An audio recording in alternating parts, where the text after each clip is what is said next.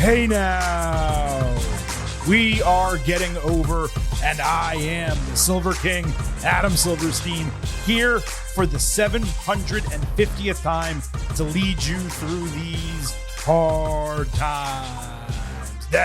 With the latest WWE edition of your favorite professional wrestling podcast. That's right, Getting Over is back, celebrating our 750th episode. And we have an absolute ton to cover on this show. Not only are we going to be taking a second look at the 2025 edition of WWE Money in the Bank, we have a ton of WWE news to cover and plenty to discuss, both from SmackDown last Friday and the Monday Night Raw after Money in the Bank. Vintage Chris Vanini will be along momentarily, but briefly off the top, I do need to remind you that the Getting Over Wrestling podcast is all about Defy. So please, folks, stop being marks for yourselves and go back to being a mark for me. Go back to being marks for the Silver King Adam Silverstein, Vintage Chris Vanini, and the Getting Over Wrestling podcast. Give us a 750th episode gift. Head on over to Apple Podcasts and Spotify. Leave a 5-star rating. On Apple, take a little extra time. Leave a 5-star written review. If you do, we will read it live right here on the show. And Chris, I have probably said that in some form or fashion about 1,500 times here on the Getting Over Wrestling podcast, because we have existed for 5 years and 3 months, 750 episodes taking place in that time. That's 12 episodes a month, an average of 3 a week, despite the fact that we only actually schedule 2 per week here on Getting Over. You have been part of this show nearly the entire time. How does it feel that 5 years and 3 months have completely flown by, and here we are speaking for the 750th time on Getting Over? Yeah, that first episode, March 2020. Nothing else happened at that period of time. I had you had reached out to me about being a part-time host on the pod because you were going to have a couple part-time co-hosts, and you were starting up the show. The Athletic had just stopped doing the Michigan State podcast I was doing, and it's like, hey, some other place to talk wrestling other than just texting with my brother. So I was like, yeah, let's do it. And then the pandemic happened, and we somehow made it through that.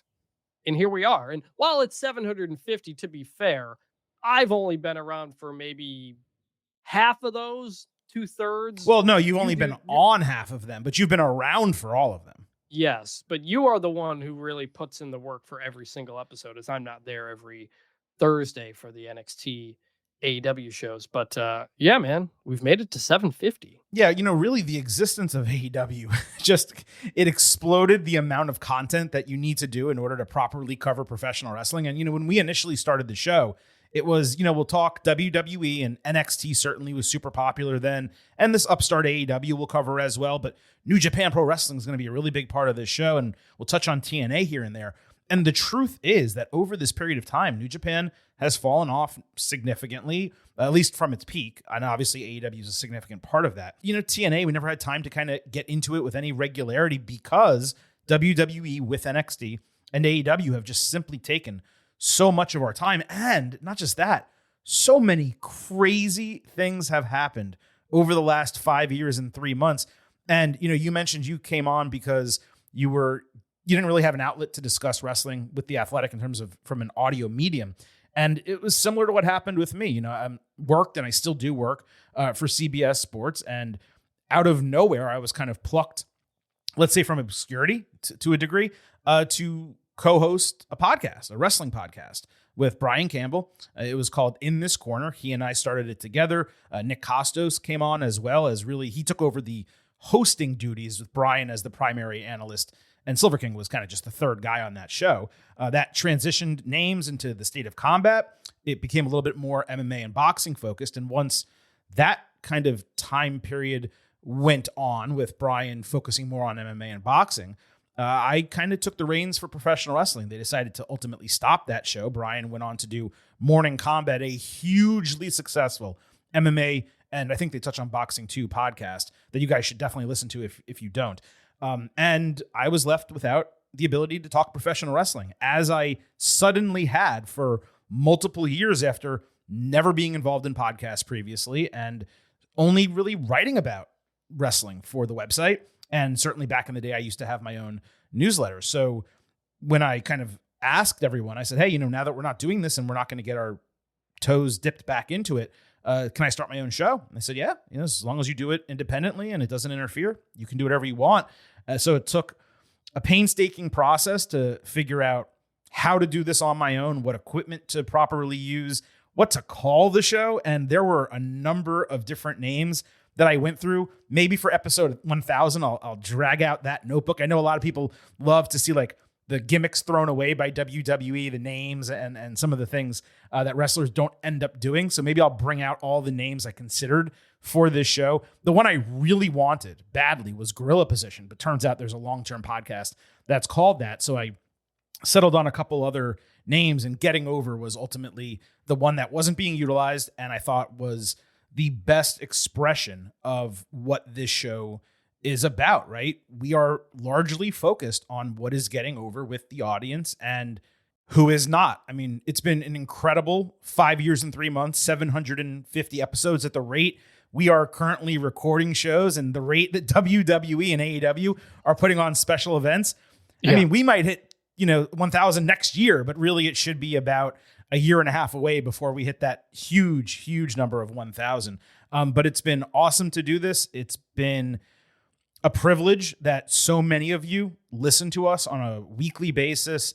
You write in regularly, you leave 5-star reviews for us and support the show that way. And certainly we'll mention it later, but we also have a side subscription model because we are an ad-free show that does not cost anything to listen to, where some of you, dip into your own pockets and support us financially to, I don't want to use the word reward us necessarily, Chris, but maybe thank us or just simply support the fact that we are taking so much of our free time to deliver this level of performance enhancing audio for your ear holes. So it has been an incredible journey.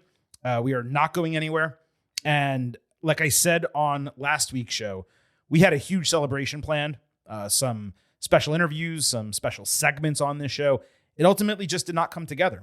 And that's unfortunate, but that doesn't mean those plans are canceled.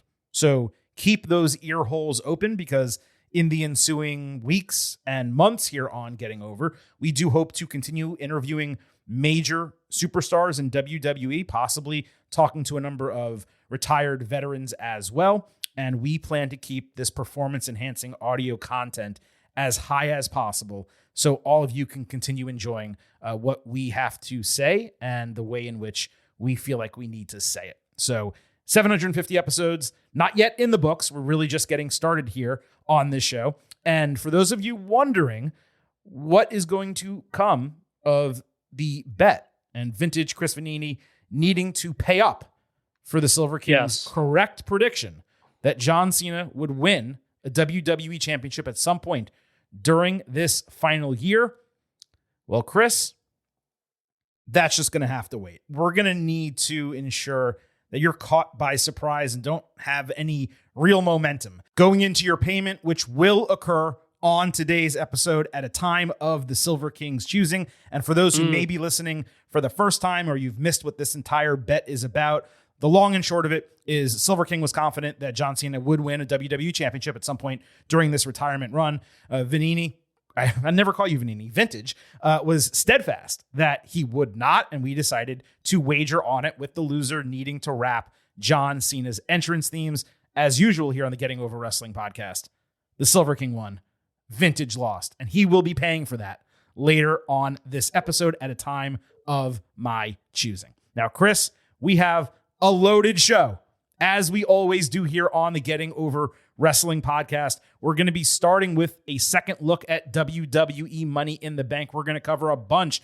of WWE news. Then we have the main event and the good, the bad, and the ugly, wrapping up everything from Raw and SmackDown. So let's get going with that WWE Money in the Bank second look. Leading our news analysis this week on buymeacoffee.com/gettingover, which is where you can support this show, was 1,000 words. written by your boy, the Silver King, about the R-Truth situation as Ron Killings re-signed with WWE less than a week after being told his contract would not be renewed. We discussed some aspects of this on the instant analysis. And again, I wrote 1,000 words sharing facts and details of the entire situation. You can subscribe and read it, buymeacoffee.com/gettingover. But we should still circle back to address it here at the start of the show because it truly speaks volumes, Chris, that Truth's return was the biggest headline from a Saturday that included 10 matches across 6 hours, including a match of the year contender. Now, we'll discuss what he said on Monday Night Raw later on today's show.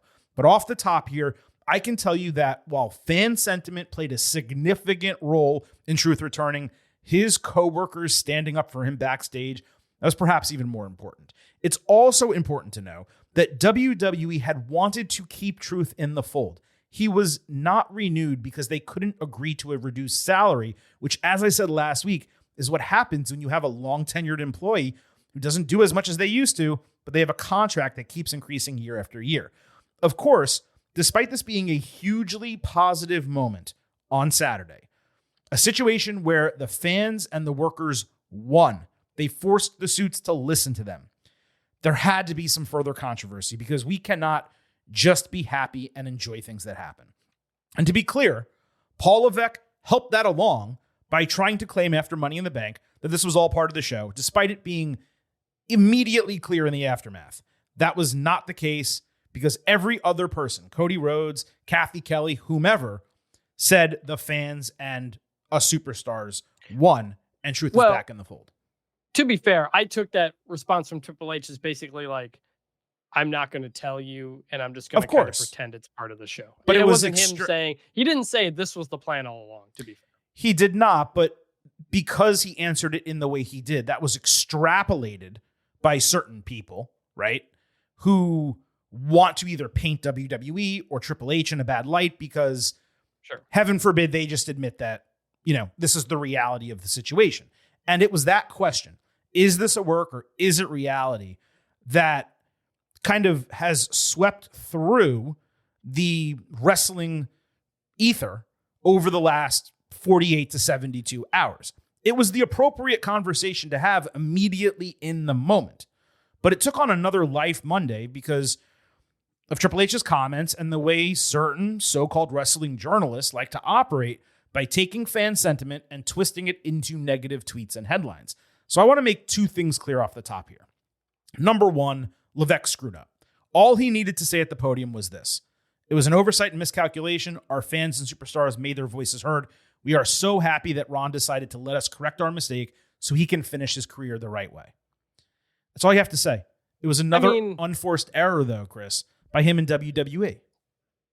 Error how? Because people online started saying things because about it? Like, who cares about that? Like, when there's something serious like the Vince lawsuit or these other things that he has to address and he's the face of the company, that's fine. If it's a personnel decision, like, I'm not mad that he tried to kayfabe it. I'm not angry, especially because it wasn't clear. The way they've portrayed it has been weird because if you're not online, if you only watch the television show, you don't know what they're talking about. I didn't mind him kayfabing the answer. I wish he would have given a real answer, but I didn't care that he said what he said. It's nothing for us to be angry about. I'm talking about other people are angry about it. But what it was for me was an unforced error because the error was cutting truth, not what Triple H did. Both were because this was a missed opportunity to gain positive momentum and sentiment with just honesty. And it was only handled this way by Paul out of pride, because it's one thing when fans revolt against Dwayne Johnson's decisions, and it's quite another when they revolt against your own. Wrestling fans are not passive observers like movie watchers.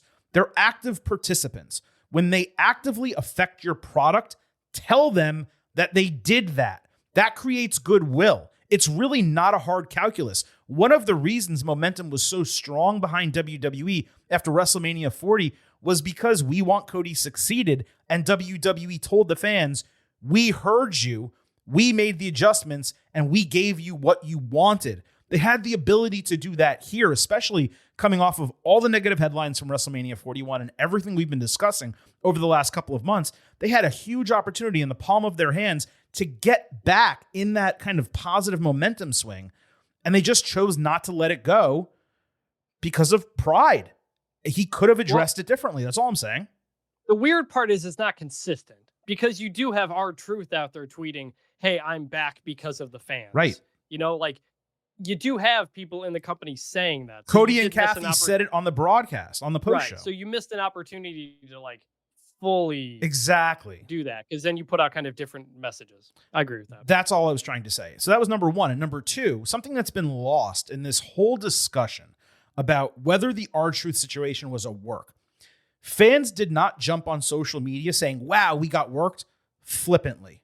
They were not trying to big up WWE or suggest the company didn't make a mistake. Wrestling fans, myself included, we want to be worked because in 2025, it is almost impossible to actually work the audience. It is so rarely accomplished that when it appears to actually be happening, it excites us that a creative team is finally putting one over on us. We desire swerves and storytelling that counters expectations.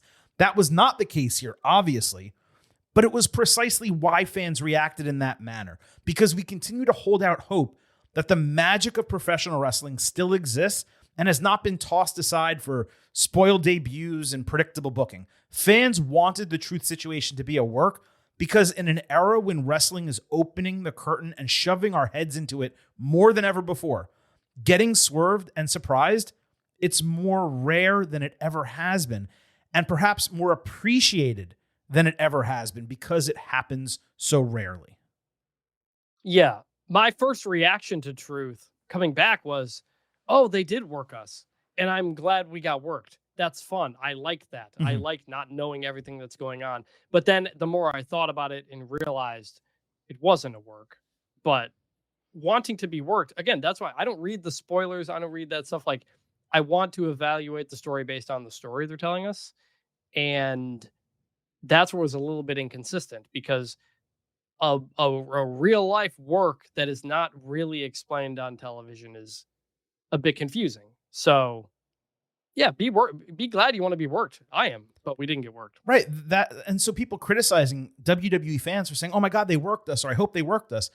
No, that's positive. If wrestling fans are actively wanting to get swerved and worked, that means they understand what professional wrestling is about. They don't want to be insiders. And even those of us who speak to the, let's say, smarter crowd, we still want to be worked. So when there's an opportunity for that to potentially happen, we're going to buy into it hook, line, and sinker, as long as that's actually what's happening. In this case, it was not. So the criticism of these fans, no, they don't deserve criticism. They deserve praise for hoping that they actually got worked. Once reality sets in and they learn that they weren't, okay, well, then it's time to accept reality and move on.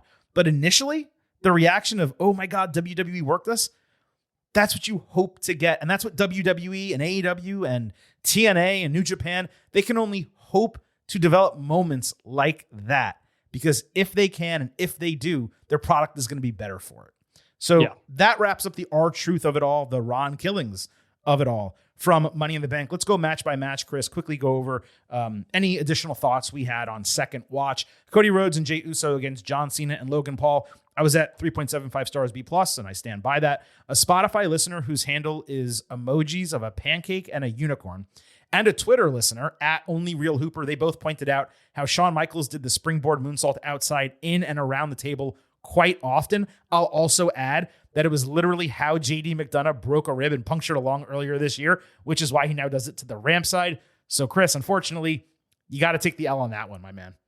First off, Shawn Michaels is freaking Shawn Michaels. That helps my point. Second of all, JD McDonough didn't do it onto the table. He did it short of the table, which is why he hit his head on the back of it. Well, it looked like he hit his head. Right, but that's why you're correct. But that's still an acai moonsault to that side of the ring, and it's still spectacular. Shawn Michaels did it literally onto the table, just like Logan Paul, and dozens of other wrestlers have done that in and out of WWE in the past.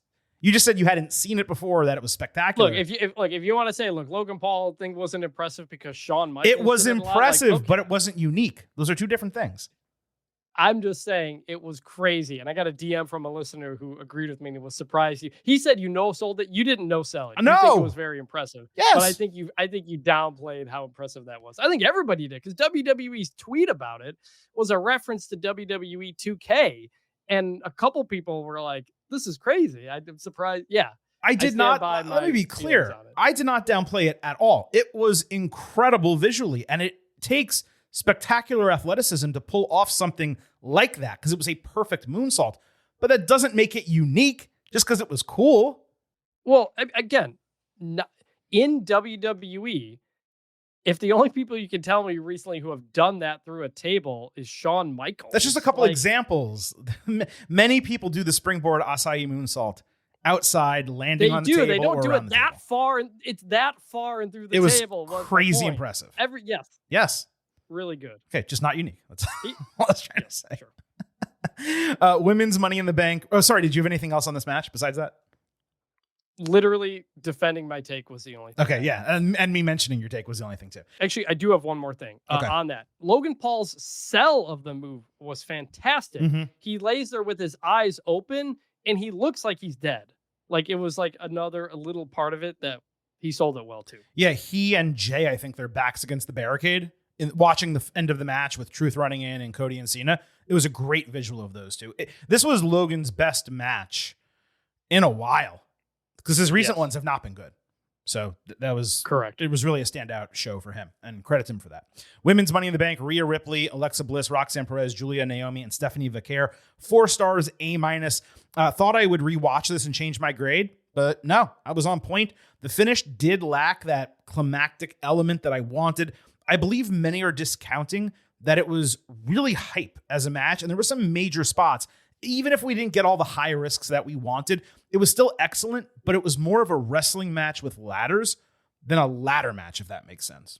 That's a good way to put it. And again, like I said, there's only so many things you can do at this point. And sometimes they do big ladder spots, sometimes they don't. I think that's a good way to put it, though. Men's Money in the Bank: LA Knight, Seth Rollins, Penta, Solo Sikoa, Andrade, El Grande Americano.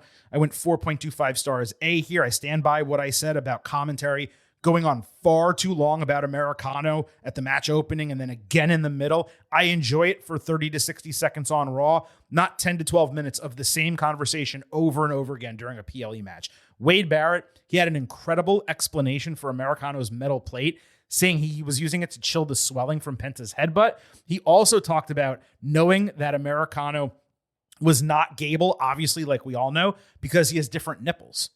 Both lines were perfection. Both of them I missed live watching it initially. I maintain this was a top-level A match, like 4.5, headed to an A+, before all of the interference in the storytelling. It just lowered the temperature of the wrestling, which was unfortunate. I also realized the Creed brothers were missing from this. They were part of the backstage segment. They would have been great fodder for the 4 heavies to kind of throw around before they brawled with each other. As heels, they should have been out there helping Americano just the same. There were a lot of incredible moves between Money in the Bank and Worlds Collide, though, Chris. The pop-up Samoan drop that Jacob Fatu did on Bronson Reed. We mentioned it, but we didn't necessarily acknowledge how it was absolutely ridiculous. There's a lot of beef out here. There was a lot of beef out there, and those two guys... Where else can you see 2 beef planets like this colliding? Beef planets, I like that. It was an incredible spot. Had a lot of fun with this. The way it played out, looking back on it, the guys who came in, it all worked, and it was good. Spotify listener Tyler said he, like us, groans at all the advertising, but his daughter loves El Grande Americano and popped huge that he had his own special ladder. He said it's a nice reminder to try and view things with a less cynical view sometimes. So I think there's probably something to be said for that. When I watched the match back, I also kind of liked the Fireball ladder, not because it was branded, obviously, but because the red and yellow, it made it look like something a fireman might use. And as the big ladder in the match, it stood out. Like when it came out, it's like, okay, this is the one that's going to be used for the finish. It's coming up. It's time to kind of ramp up the intensity of the match. I was also appreciative that it was the only ladder that had that branding, and not every single ladder had the Fireball shit on it, such as the Slim Jim deal with the tables. It's going to be on every single table. Was it more advertising that we don't want? Yes. Did that suck? Yes. But on rewatch, I didn't mind it as much as I did watching it live. Well, my biggest thing was that it was a different ladder. It was the tallest ladder. Commentary laughed at how tall the ladder was. Mhm. So like it's a fine way to do a sponsorship that adds to the match, because we got a ladder that like there's different sized ladders. Sometimes they'll put up a short ladder and oh, well, that's not. Yeah, no one's getting on. You could sit on the top of that and no one's getting the briefcase, right? Yeah, so like the idea, just the plain idea of having an extra tall ladder, I like.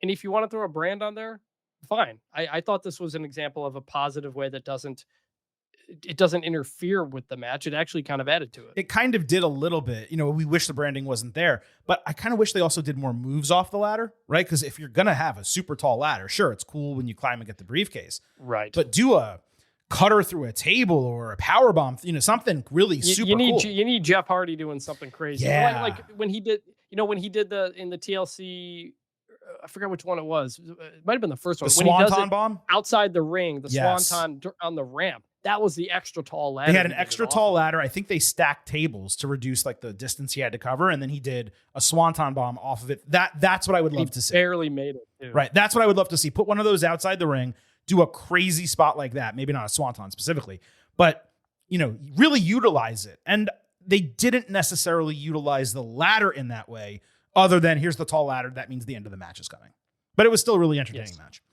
Intercontinental Championship, Lyra Valkyria against Becky Lynch. Stipulation was Bex could never challenge Lyra for the title again if she loses, but if she won, Lyra had to raise her arm, as Becky did previously when Lyra beat her for the NXT title. 4.25 stars A. Lyra really looked like a star with her gear coming out in those golden white wings. I didn't even see those watching initially. I probably went to the bathroom or something. We mentioned how WWE has done a terrific job building Valkyria into a star, establishing this new championship. I kind of did a little bit more research. 5 successful defenses, progressing in difficulty as they, continued. And then she lost to a literal legend. What was a bit lost on me Saturday when I did the analysis is that it's not only the booking of this championship that's been quality, but the placement. Putting this title on consecutive PLEs, it told us as viewers, this is important. That's another reason it stands in stark contrast to not only the United States Championship, but really all 3 tag team titles right now. WWE has 11 main roster titles. I would say the Women's Intercontinental Championship is firmly number 5. It's the most important non-world title on these 2 brands. And this is a serious contender, Becky and Lyra, for feud of the year through the first half of 2025. Yes, I would agree. Because remember at the beginning of the year, she won it and then didn't defend it for like a month and was barely on television. Mm-hmm. But ever since then, it's been great. She has absolutely been elevated, not just by who she's beaten in those defenses, but just upping her game. Like she feels like a made person now, and the crowd reacts as such. So it's a very successful run for her, and onward and upward. Indeed. Now look, here on the Getting Over Wrestling podcast, sometimes we do need to remind you. I happen to love the number 5. And I sure hope you do as well, because for $5 a month or $50 for the entire year, you can become an official Getting Over head. Just visit buymeacoffee.com/gettingover, sign up. You'll get bonus audio, the fastest 5 minutes in professional wrestling, instant reactions to every major show, and exclusive news analysis posts every week. We posted a hell of an update on Monday. You can get that at buymeacoffee.com/gettingover. And I did want to shout out Peter C., who signed up as a new monthly subscriber. He said, you guys consistently pump out quality commentary several times a week. I don't know how you find the time.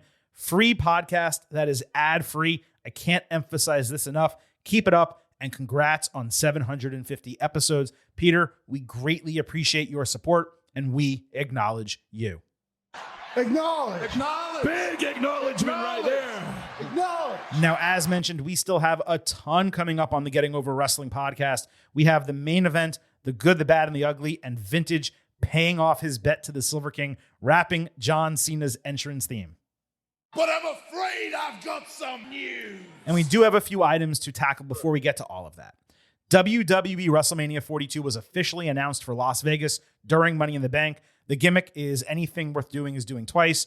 Are you ready to double down? Obviously, they cannot say double or nothing. It will be held April 18th through 19th, the week between the Masters and the NFL Draft, which is the lone positive from a competition standpoint. Though you'll remember on the road to WrestleMania this year, Chris and I found those 2 extra weeks to be bothersome in terms of the creative build, and coming off the European tour especially, it was just a very difficult road to WrestleMania. Also notable is the logo is almost like a sketch NWO style, thematic both with a remixed event and the Raiders colors, which are black and white. The logo actually looks amazing if we're being completely fair, but it being void of any color, it's kind of apropos because it's like a facsimile of WrestleMania 41. Which I think was the point. You know, you had all the colors and all the lights, and if you're going to do it 2 years in a row, you're going to want the logos to look very different. I don't like that it's going back to Vegas. I would much rather it be in New Orleans or some other place. You've lost the newness of it all. Mm-hmm. But the logo itself is fine. The tagline is whatever. I wonder if it's going to feel less special going in because it's 2 in a row. Like, it's not like, oh, how's Philly going to look? Oh, how's Detroit going to look? How's Dallas? Like, they've done places multiple times, but 2 years in a row, it's just like, so you had to make a logo look totally different because you're going to have to sell us that this is going to be different. Yeah, it's going to feel less special. It's also the same events in the same spots. Like, every show is going to be the same date and time and location that it was previously. They're just literally like copying the sheet, pasting it, and then filling in the blanks with different matches. Or I just hope we get another roast. It's the most important thing. Oh my God. Hopefully they cancel that. That would be great because that was not received well. And the other thing that they should not do is that I think they did an NXT TV show there Tuesday that was just so sparsely attended because everyone was exhausted. Everyone had left. So hopefully those final 2 events, they kind of pull away outside of the Raw after WrestleMania, obviously.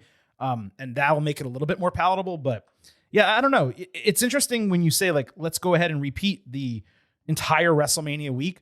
If you do that after 40, when you're talking about like a remarkable occasion where everyone had a great time and it was incredible, then you're saying, oh, okay, that makes sense. They want to do that again. WrestleMania 41 was largely panned. They're repeating a WrestleMania that did not go well. That's the problem. You're saying we're going to run it back. Well, we didn't really like it. We don't want you to run it back. Right. That's probably a bigger problem than anything else. It really is. It compounds the problem on top of the fact that they're running the same city and all of the things we've discussed on prior episodes. We're not going to go over them again. The travel issues, being on the West Coast, the cost, all that type of stuff. WWE announced King and Queen of the Ring tournaments leading into Night of Champions, where the winners will get crowns and number 1 contenderships for SummerSlam. The format is 4 fatal 4-ways per bracket with semifinals on TV and the finals at Blood Money in the Sand. I guess 4-ways are technically not triple threats, but it's pretty repetitive from the multi-person qualifier standpoint, which Triple H runs far, far too often for basically everything. But it's tough to say it's the wrong decision. Going with 4-way qualifiers or 4-way first round matches, it does allow 16 people to be involved in each tournament.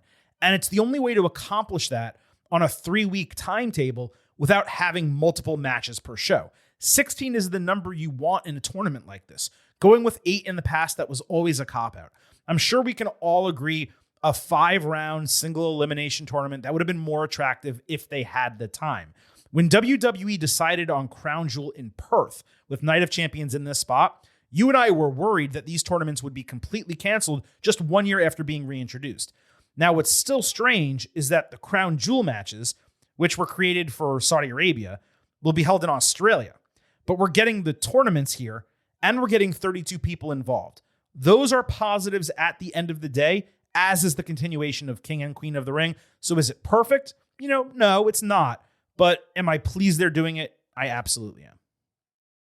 I just remembered right now that Crown Jewel, or not Crown Jewel, that Crown Jewel is Australia. Later this year. I think I did laugh when I saw the 4-way matches. Me too. Yeah. I was like, all right, is someone listening to this podcast and hearing how much we complain about triple threats every time that they're going to change it up, but actually just make it a 4-way? Just add 1 extra person. Yeah. Yeah. Like you said, because of the short time frame, this is all you could do. If you had more time or planning even, I mean, you could have run these going in, maybe probably not Money in the You Bank. couldn't because it was consecutive with Money in the Bank. Yeah. The timetable was so tight. And Money in the Bank's usually in July, don't forget. So they really messed it up. Yeah. So based on the time frame, it's all you could do. It's the best possible scenario. It's better than Triple Threat. I'll say that. Now, I did mention King and Queen of the Ring will earn number one contenderships for SummerSlam. We discussed last year how that felt quite repetitive alongside Royal Rumble and Elimination Chamber all being for number one contenderships. So I do wish in some way these took a different angle. Like back in the day, this was not the case. The King of the Ring just was the king. And yeah, he would end up getting like an intercontinental title match and he would usually win it. And then he would eventually get elevated to the main event. Stone Cold Steve Austin's probably the best example of this. But now everything is a number one contendership for a world title. And it just feels crazy repetitive. I think the positive in this case is it's only 2 number one contenderships and there's still 4 main titles for that show. Whereas for WrestleMania, it's Royal Rumble, Elimination Chamber, all number one contenderships. You can't set up a match any other way. At least it keeps it fresh for SummerSlam, where 2 of the 4 matches can still get set up through storyline, I guess. Yeah, like, I'd love to say, hey, King of the Ring is how you declare the next up and coming guy. Your Triple H, your Stone Cold, your Edge. Mm-hmm. I think Billy Gunn maybe one year. It didn't quite well. But that is a bit nostalgic, and it's not how people view it anymore. No one these days will say, hey, well, LA Knight won King of the Ring, so clearly the company's behind him. Even if he's not in the title picture yet, people, they want it now. There's no patience on any of that stuff. But that's the usage of it, though. But that's the usage of it to give LA Knight something, just as an example. It is, but it hasn't been giving that the championship in forever. It is, but it hasn't been that in forever. Yeah, but it doesn't. They just reintroduced it. That. It doesn't.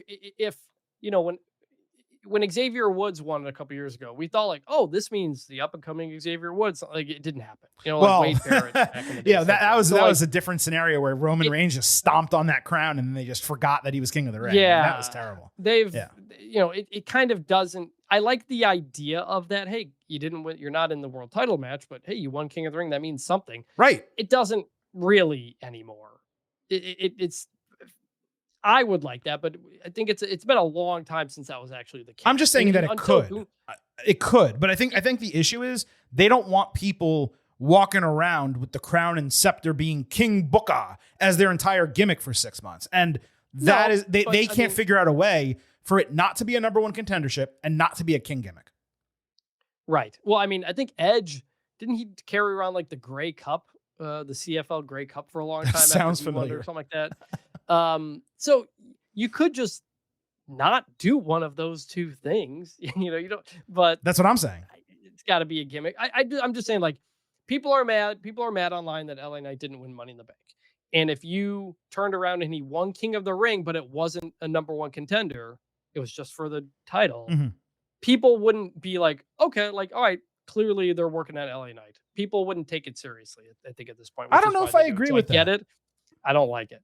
Yeah, I don't know if I totally agree with that, especially if... you and I came out of Money in the Bank being look, LA Knight's, clearly right up there, even if he didn't win Money in the Bank, and people were still not happy. What I'm saying is, I think if you had LA Knight win King of the Ring, let's just do a supposition here. If he won King of the Ring, but was not automatically number one contender, and then 3 months later, after winning King of the Ring, he ends up winning, let's say, 2 more matches, and then he gets a number one contendership because of that, I don't see an issue with that at all.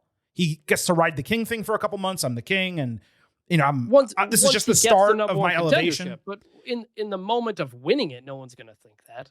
Sure, but that's what I'm saying. What I'm saying is you don't need the number one contendership to be on the line in King of the Ring. You just need to treat the winners of King and Queen of the Ring. I keep saying just King because we're talking about the past as well. But King and Queen of the Ring.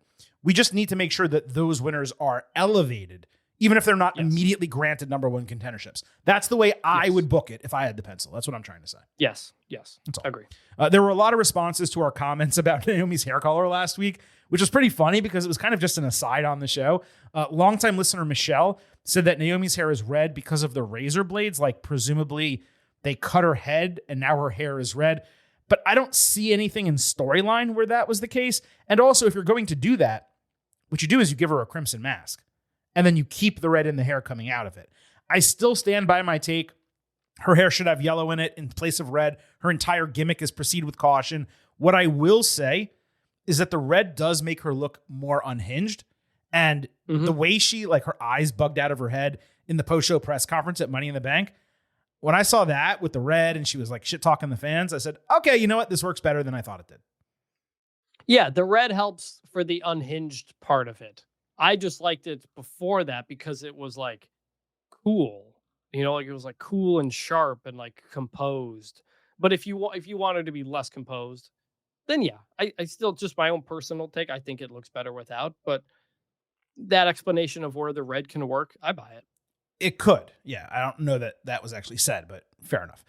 Metro Boomin and Fred Durst of Limp Bizkit, they've both mentioned on social media over the last week they have interest in making WWE entrance themes. And to that I say, please, for the love of all that is holy, follow through. Okay. Metro, he also reacted to R-Truth's, return, and he reached out to him saying he was interested in doing something. Truth kind of shot back. He didn't say this exactly, but like, dude, I know how to make music. I've been making music before you were born. I don't necessarily need you. But they had another interaction on social media where it seemed like they might come together and do something. Obviously, we're going to talk about Truth later in the show. But hey, with Metro Boomin and Fred Durst and whomever else wants to get involved, please, for the love of all that is holy, I will repeat myself verbatim. Stay on top of it. Let's do it.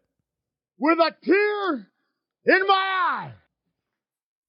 And this is also where we say that Biker Taker's better theme was the Fred Durst one, not the Kid Rock American Badass Rollin'. one. The rock version of Rollin'. Correct. Yeah. No question about it. Or the rock rap version of Rollin', I think, was the best of that. But yeah. Yes.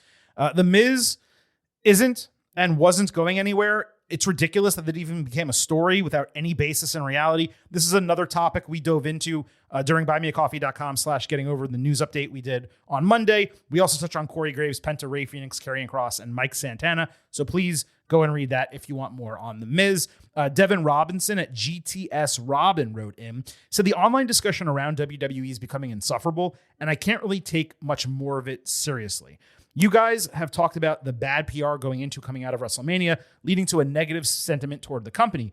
But what I'm seeing now is a good amount of comments saying, quote, Vince McMahon actually wasn't that bad, and the company would be better with him in charge instead of TKO. It feels like people aren't that serious with their actual concerns. Truth came back. Everyone should be happy about it. All it did was start an argument about what WWE did wrong.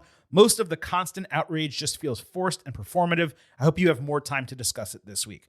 So, Devin, given the depth of this show, we don't really have that much more time to discuss it.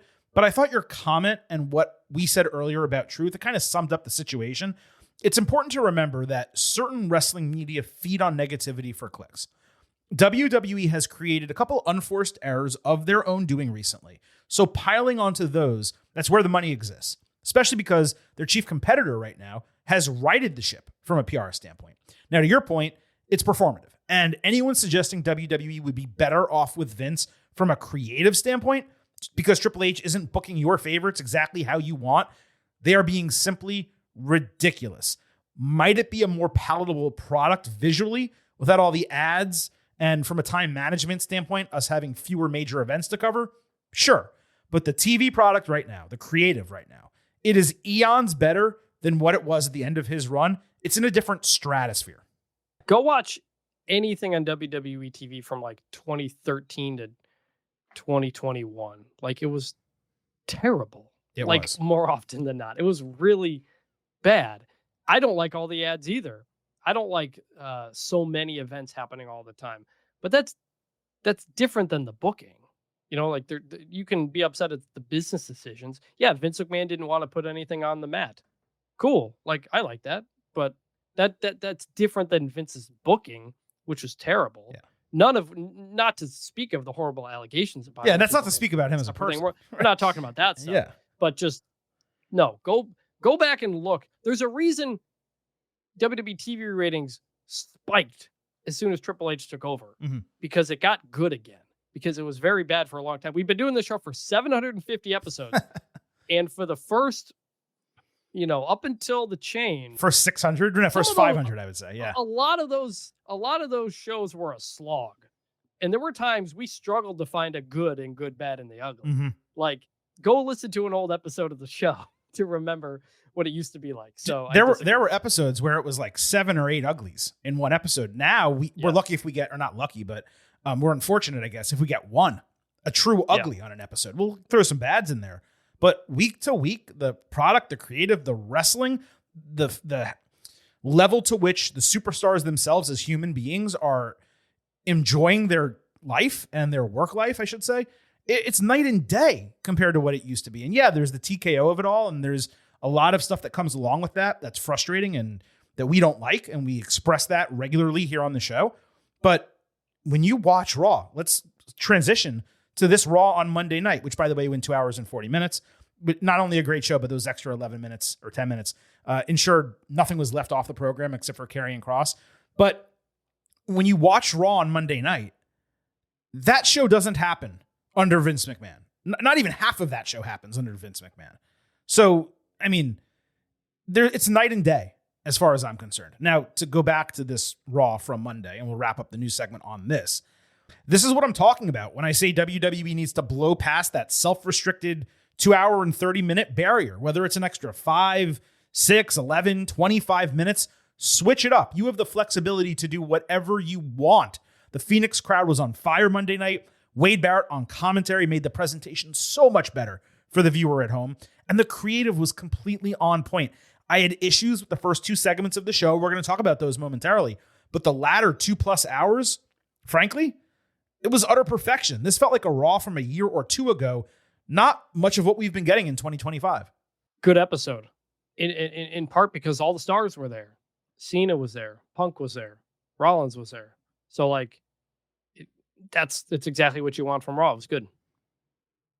I feel like you're underselling it a bit, just saying it was good. It was a great episode of Raw. It was. We'll get into it. We'll get into the specifics. Sure, and we Don't will. worry. You're right. All right, look, a lot more show left. Let's start with a reminder to follow us on social media, at Getting Overcast on Twitter, at Getting Over on Blue Sky. Episode drops, news, analysis, highlights. You can get all that good stuff on social media.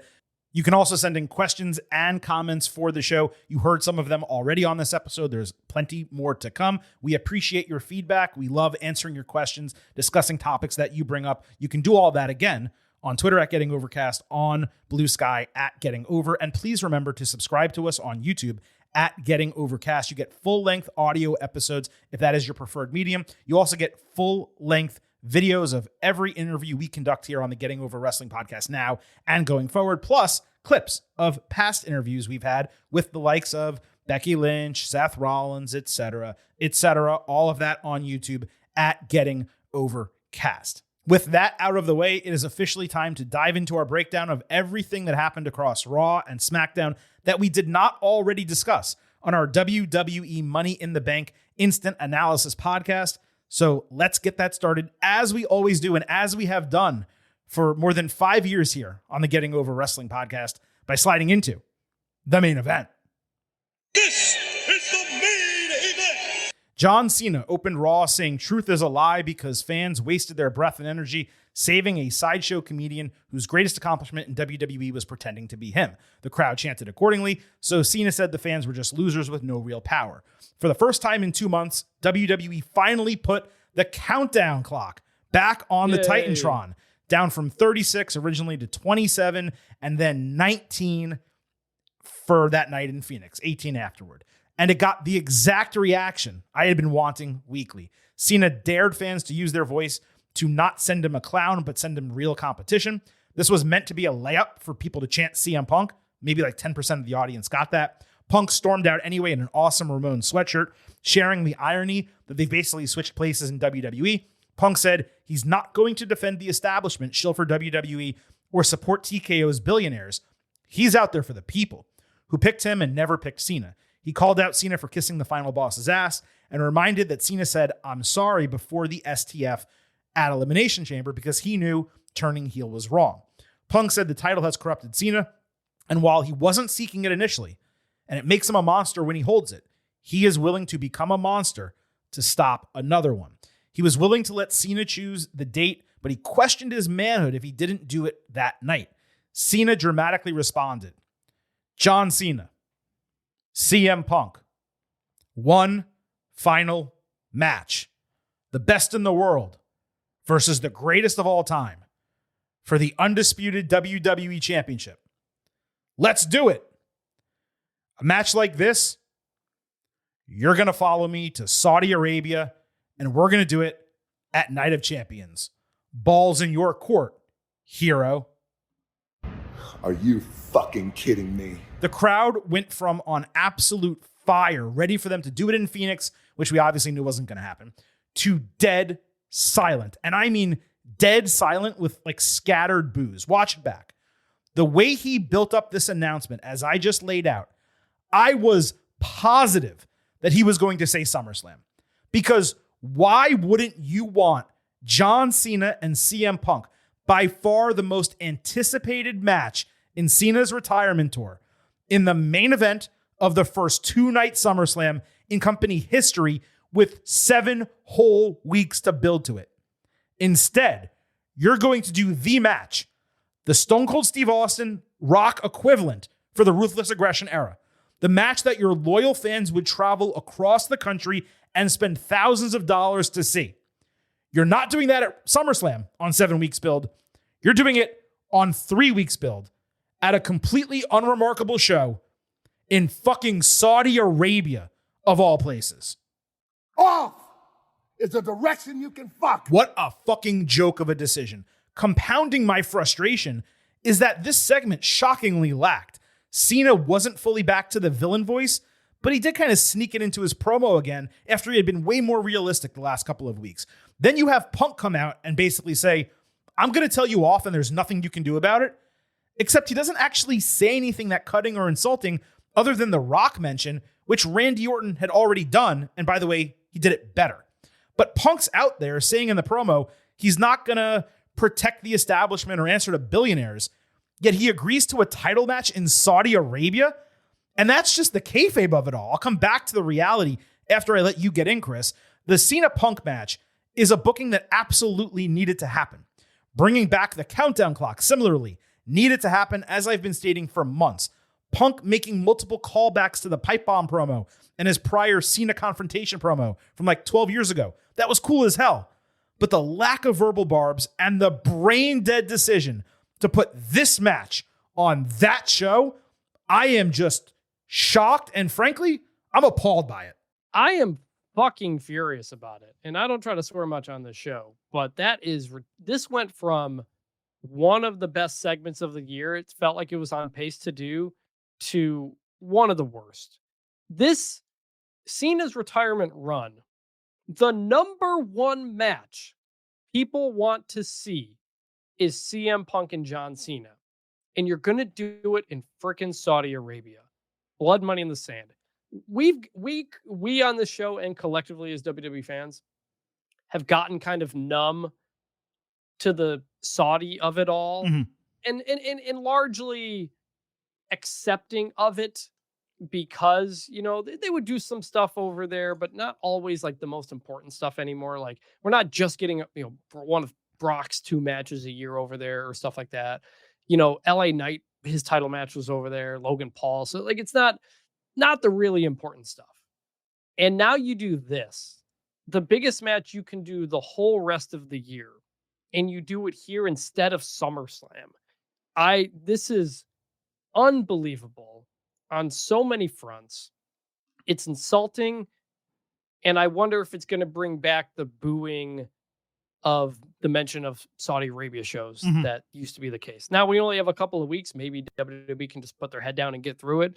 And I'm guessing we don't have Cena until then, or maybe one other time. So there may not be that many opportunities.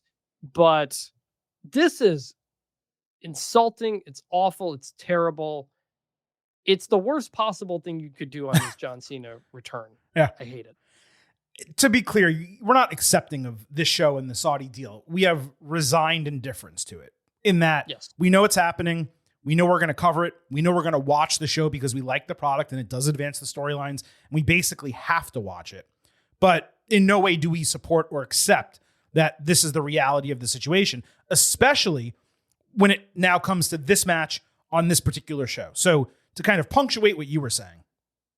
That is one big pile of shit. Now, to talk about the reality of another situation, we have Punk wrestling a Blood Money in the Sand show in Saudi Arabia, which is so antithetical to what he claims to believe and not support. This is the guy who told The Miz on social media, go suck a blood money covered dick 5 years ago. He's not only going to perform on the show, but put on arguably the most notable match in the latter half of his career, latter portion of his career in that country. That's pathetic. And it's the height of hypocrisy, especially because he simply could have said no. I saw some listeners suggest on social media that Cena's line about Punk needing to, quote, follow him to Saudi Arabia to prove he's a hero, that it played into this reality, making it part of the storyline. In other words, Sia being the ultimate heel, forcing Punk to kind of stuff down his pride and morality to show up for the people that he has famously refused to otherwise work those Blood Money in the Sand shows. But if that was the case, that would be WWE putting in active storyline that one of the biggest names in the entire company does not want to wrestle in front of their top revenue generator, which leads to the question, why not? And then leads to a whole conversation about suppression of freedoms, discrimination, human rights abuses. There is no chance in hell that this is actively part of the storyline. Is it possible that Cena's comment was a wink and a nod to this, using plain language that would be difficult for them to put the pieces together? Sure, I'm willing to buy that, but it is not the active storyline. Not when the guy accepts the match immediately without even physically showing that he needs to rack his brain over it. That is fan-created copium. The facts are, Punk proved himself to be a hypocrite, at least on this issue, and there is simply no getting around that fact. I wondered, because when the segment happened, Cole made sure to say at the end that it hadn't been made official. And so I wondered in that moment, are they not going to do it?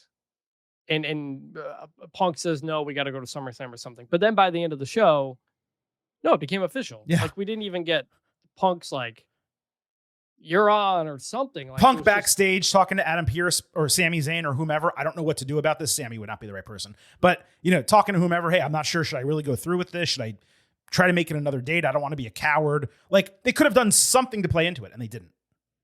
Yeah, it was shameless, cowardly, embarrassing, terrible.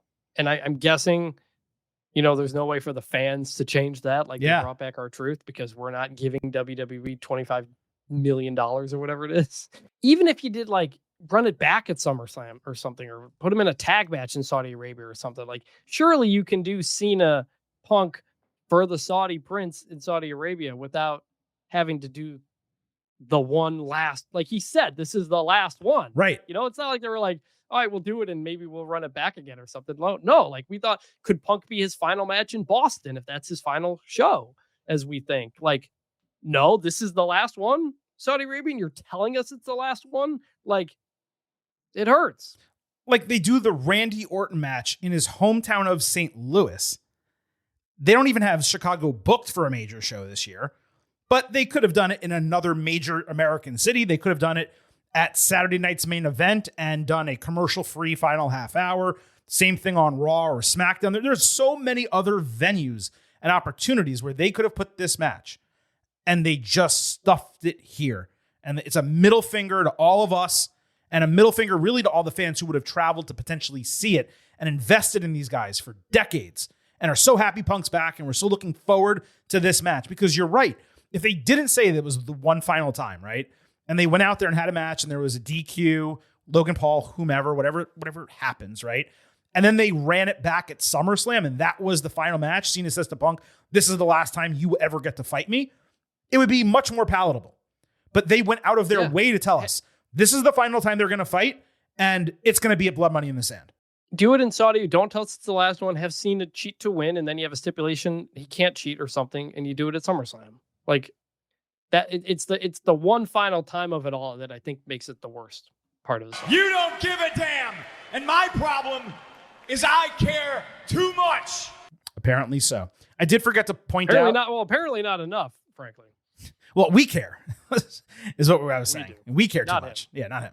I forgot to point out that Seth Rollins ended the Cena Punk segment by entering and just standing on stage. And then later backstage, Rollins told his guys that they would gain absolute power, whether taking it by domination or heist. That was all we got from Rollins. And Chris, I found it odd that the men's Money in the Bank winner didn't get a promo segment or anything substantial on the show, especially given how much his win got outshined on Saturday night by Truth, you would think they'd come back on Monday and have him like make this grand statement on the show, but he was silent mostly. You would, and not even have him say like, "Hey Cena, anytime you decide to show up in those 19 dates, I may come for I'll you." be there, right? You know, like yeah, like nothing. That was weird. AB at Aaron Bahanda wrote in. He said, "Do you think there's a chance Seth cashes in on Cena? He keeps talking about the future of this industry and that he needs to lead it. Could be an ultimate SummerSlam swerve, or CM Punk is about to beat Cena and Seth pulls another heist." First of all, could you imagine if he cashed in Money in the Bank in Saudi Arabia? Is this plausible? Yes. Likely, I would say no, because you don't want heel Cena falling to another heel. You need that to lift a babyface, that defeat, even if it's Cody Rhodes, and you also need it to kind of start the turn of Cena back to babyface for his final couple months in the company. So in another year, another time, maybe, but not in this situation. Well, we'll get into what else happened on Raw, but the way Raw played out hinted to me that we actually may not get a Seth cash-in for a very long time.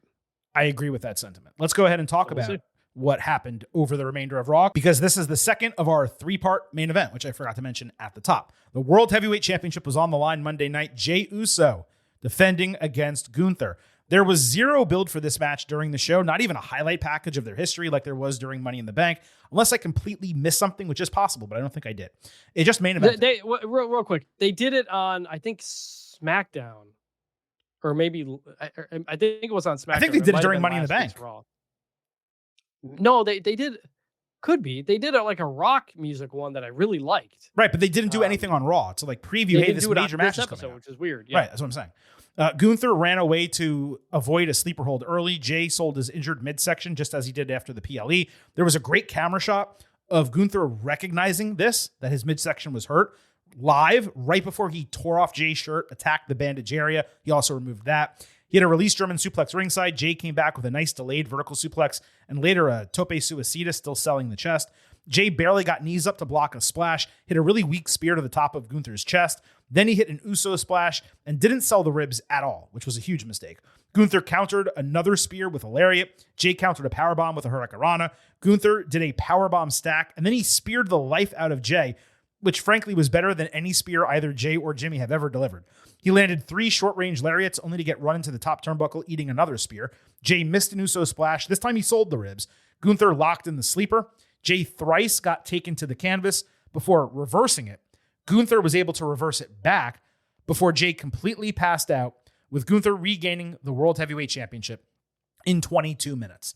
Chris, of all the outcomes we theorized for this match, the one we did not discuss was Gunther actually winning the title clean, which really, when you think about it, should be at the front of mind given his career-long kind of championship dominance in WWE and the fact that Jey was never going to be a long-term title holder.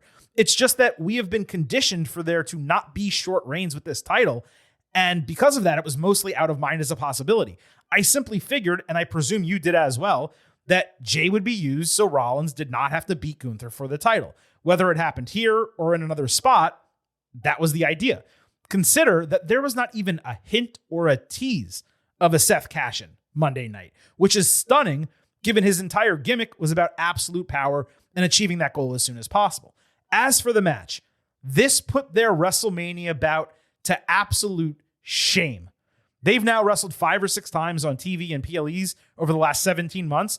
This was the best out of all of them. It makes even less sense that WrestleMania was the worst of their matches. I'm at 4.5 stars A.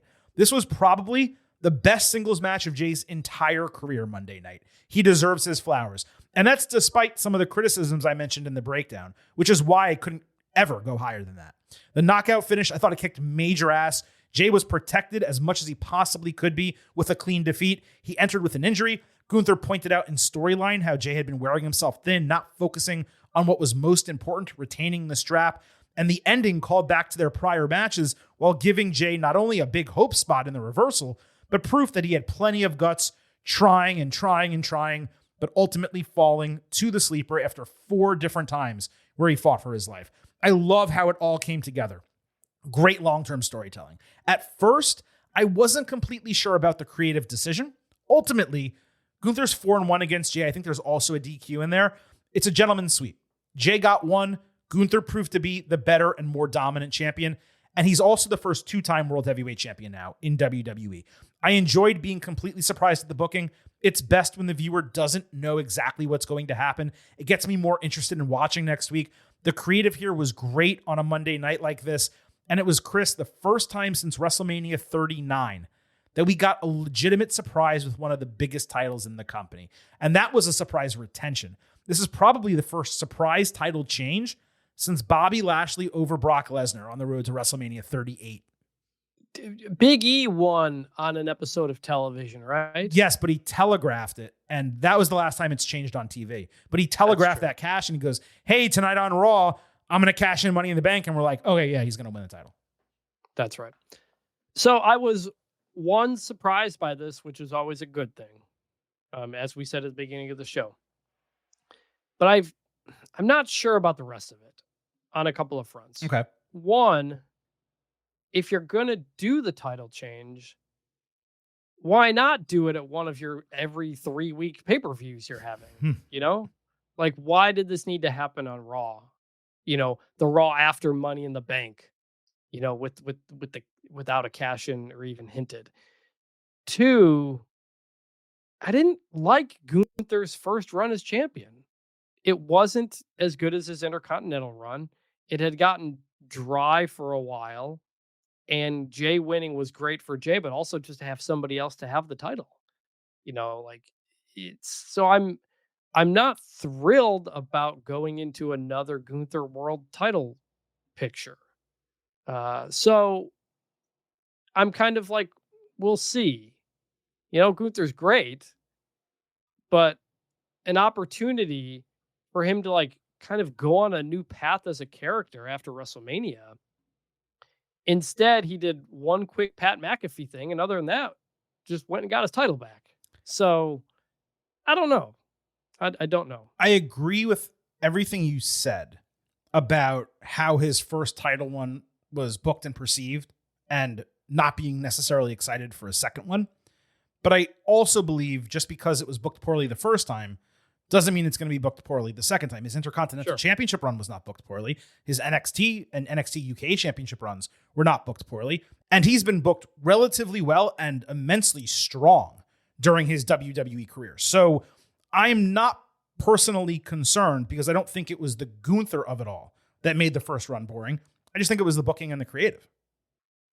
Sure, but it's the same people in charge. So, yeah, I'm not saying it can't be good. I'm just saying, you know, you're going to have to put more into it than last time. Yeah, I mean, that's totally fair. Now, I mentioned a moment ago that this was the first surprise involving one of the major men's titles in a long time. It's also the first time one of them changed hands outside of WrestleMania or SummerSlam since Triple H took over creative. Also, not counting Damian Priest cashing in on Drew McIntyre, it's the only substantial reign of less than 100 days under Triple H, half as long as that. And as you mentioned a bit ago, it's the first time in 4 years that a major men's title changed hands on TV when Big E cashed in that Money in the Bank. I think it was on Bobby Lashley in the cage match. That's exciting. Beyond that, WWE completely eschewed the obvious booking that we were so sure about. Rollins either cashing in or attempting to cash in the briefcase and being thwarted, given this was 48 hours after Money in the Bank. What that means is we may actually have a couple decent briefcase runs, as I've always preferred. I hate when they get one out of the way so they don't have to tell two storylines simultaneously. I mean, it's possible that still happens and one of the briefcases gets used in the next few weeks. I don't necessarily see it. Now, what this means for Gunther and Goldberg, I have no idea. That feud certainly does not need a title if it's going to happen this summer, and all things point to it happening in Atlanta at Saturday night's main event. I do have one idea of what might happen with all of this, but I actually need to save it until we go and talk about the King of the Ring tournament in the next segment. Chris, do you have any further thoughts on this or anything I just said? No, that's it. I mean, I think just a lot of questions still. As far as Jey goes, he said this after Raw went off the air. I wanted to make sure I took a moment and played it for you. Ladies and gentlemen, this is my youngest son, Jace.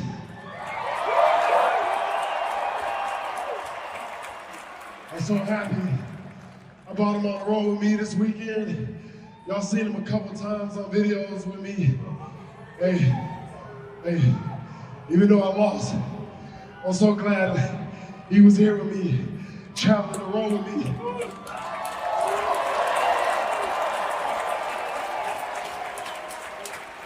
I really want to say, I'm sorry to my son.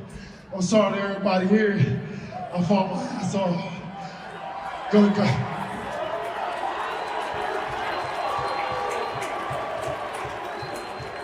Gunther is that dude, one of the best athletes, one of the best pros I ever stepped foot in the ring with. At the end of the night, I got hella respect for that man. But give it up for Gunther. But I'm gonna run it back. Hey, Phoenix, y'all are lit.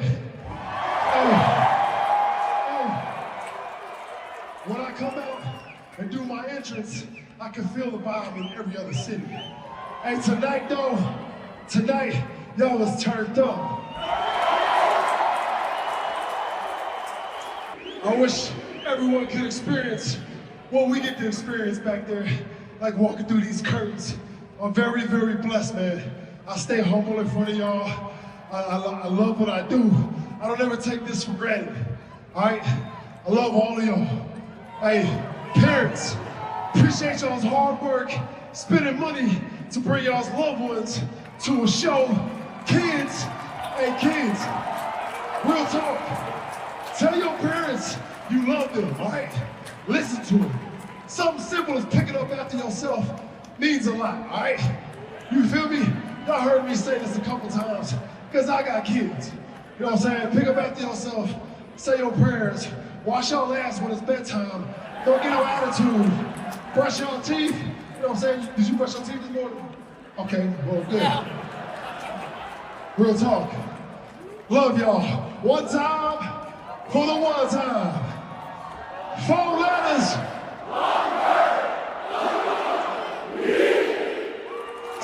I mean, that is over like Rover, dude. WWE needs to give us more of that guy on television. If he was dropping the title, I don't understand why he hadn't said peep in 2 weeks. But for Jey, I gotta say, at the end of the day here, I would actually call this a successful championship run, even if he really didn't have a single clean title defense. This was a you deserve it run. It became clear on the road to WrestleMania and the build to the Logan Paul match that he gets main event reactions, but he's not really capable of carrying a singles program with the main title. This dude has been nonstop for the last few years. He got to work the last week with his son by his side. That's obviously who he was talking about there. So I could definitely see Jey taking like a 3 or 4 week break into July. Still plenty of time to build for something at SummerSlam. I hope he's not involved. There's a King of the Ring open spot we'll talk about later. I really hope he's not involved in the tournament next week. Just give this guy a break. Let him kind of go off TV for a little bit, come back and be mega over again. Yeah. Give him a break. That's fine. I don't think he's going to be lessened by losing this. He was already a top guy. Mm-hmm. The title solidified him there. Would have been nice to have a couple of more clean, situations. I know he beat Logan Paul, but like he had the Seth match that was good. Like there wasn't as much clean, straight up Jey defense that you would have liked. There was none. He never successfully defended the title clean. Yeah, clean, because Logan was right schmazzy. But also, that's not really like the Jey Uso character, that he's like the dominant wrestler. Right, exactly. It's Jey the character, Jey the vibe, and that doesn't change by this. So it's fine. Yeah, I think it was a success. Do you agree with that? Yes. So let's move to the third part of this main event. WWE was transitioning between segments on Raw when suddenly R-Truth stormed onto the announce table dressed in all black, ripping off a ski mask. He told fans not to let anyone tell them that they and their voice don't matter because WWE heard, listened, felt, and understood them. This harkens back to what we were just saying earlier in the show. He said he was back because of us. He said R-Truth is back for not just the fans, but himself as well. He said R-Truth can be funny, a little bit too nice, a little bit too forgiving, but he's not. He said he feels different and alive. He's not a sideshow act or a gimmick. So he grabbed scissors and cut off his braids, leading to what I thought was a hysterical holy shit chant from someone cutting off their hair.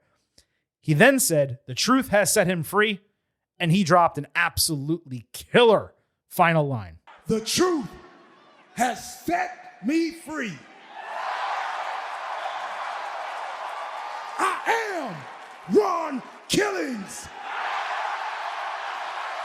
I am the truth, the whole truth, and nothing but the truth. Now put some respect on my name. I wonder if Mandy Rose is going to get upset about that as well. Anyway, crazy promo from Truth. Loved everything about this. Perfection achieved. Storming into the picture, interrupting the show, obviously paralleled how the fan sentiment around him interrupted WWE's plans. And doing this immediately after a surprise return from someone else made it even more unexpected. Thought he was going to reveal a shirt or something when he paused, but pulling out the scissors and cutting off his braids, that was way more effective because it was so shocking. I don't recall ever seeing him without them, even as K-Quick and Ron Killings previously. And that final line was straight up nails. There was also an incredible moment where fans started doing the what chant just due to his cadence. He flipped his head around. He's like, I wish you would, which was hard as hell. They shut up with the quickness when he said that. That was awesome. I have no idea how he is about to get booked, but something about this felt real and raw and legitimate, and it is so rare to get that in wrestling these days. I'm not sure where they go from here. He's still 53 years old. The male champions are strong. There's only so much space on the card. But while we're losing the comedic chops of R-Truth, getting the truth, it's a welcome surprise. And it's far more intriguing than him kind of just staying in that sideshow role. I mean, a man doesn't just cut off his dreadlocks on live TV and not mean business. You know what I'm talking about? This was refreshing. Well, it did. You said it felt real because it was real. Like cutting off your hair is one of the realest things you can do in wrestling. It's why the hair match is such a long gimmick. And when I saw that, one of my thoughts was, man, imagine if they had done Cena Truth title versus hair, you know, instead of title versus career, like we had talked about or something. And like I don't know. I think culturally, I mean, look, others can tell me if I'm wrong. That's true. I don't know that you can do like a black person losing their hair as a stipulation. Again, maybe I'm wrong. I mean, if you want John Cena to be an actual heel, fair enough. Okay. You know, I don't know if that's the kind of heat you want, but sure. Yeah. But yeah, I he didn't really talk about Cena in this very much. Like it didn't imply like he's going after. Yeah, Cena. I think he moved on. Interrupt. Yeah. So I'm curious now what that means. If he's R-Truth serious, but he's like middle of the card going for the IC title or something. Mm-hmm. I don't know. So and he confirmed again, like I'm Ron Killing, so they're going with that. It was good. It was interesting. It was refreshing. I'm intrigued. I hope people stick behind him if they're getting a new R-Truth who's not involved with John Cena, you know? It feels like it's probably headed toward a brief mid-card title run. The problem, of course, is you have Jacob Fatu as the United States champion on SmackDown, which is where Truth was previously. And over on Raw, you have Dominic Mysterio as the Intercontinental Champion. Far easier for him to win that title, especially because of the Judgment Day connection. Maybe he turns serious and he goes after Dom and he wins that title, and that's kind of what he gets. And then they either have Dom win it back or they just have whoever was going to beat Dom for the title beat Truth. There are some ways you can do that, and you can do it in relatively short order. The other thing we don't know is how long is this run going to last, right? Is this an extension through the end of the year? Is it something that's, one additional year on his contract? Is it 2 years or 18 months? Maybe something like that. It's just tough to know exactly how long we have to kind of project his booking for. But again, it's kind of fun not to know. And what they did between Money in the Bank and Raw with R-Truth becoming Ron Killings, the transition into that, it's kind of perfect. I really have no notes. Yeah, no, they're going for it. Like it would have been really easy for him to just come back and be jokey R-Truth backstage and do that whole bit again. Like he's not just back. He's back and they're doing something different. So props to everybody for that. And if you want any history, by the way, on like this Ron the Truth Killings, then just go on YouTube, search Ron Killings TNA promo, and you'll get a lot of this because it was pretty damn awesome. It's the only thing back in that time period I ever saw from TNA was Killings. I was like, oh, this is awesome. Yeah, I'm not going to watch the show, but I'm going to watch his segments, He was the NWA champion there, the world champ. Yeah. First ever black NWA heavyweight champion. unbelievable. And if we get any of that here, then that will be fantastic as well. Now, those were just 3 of the hottest topics from Raw Monday night. We have plenty more to discuss from that, from SmackDown as well. But Chris, Silver King is getting a bit of a hankering. I think it is time to satisfy those hunger pains with some bet payoff. So why don't we go ahead and make this the moment, right? Dead center in the middle of the show, where vintage Chris Vanini pays off his bet to the Silver King.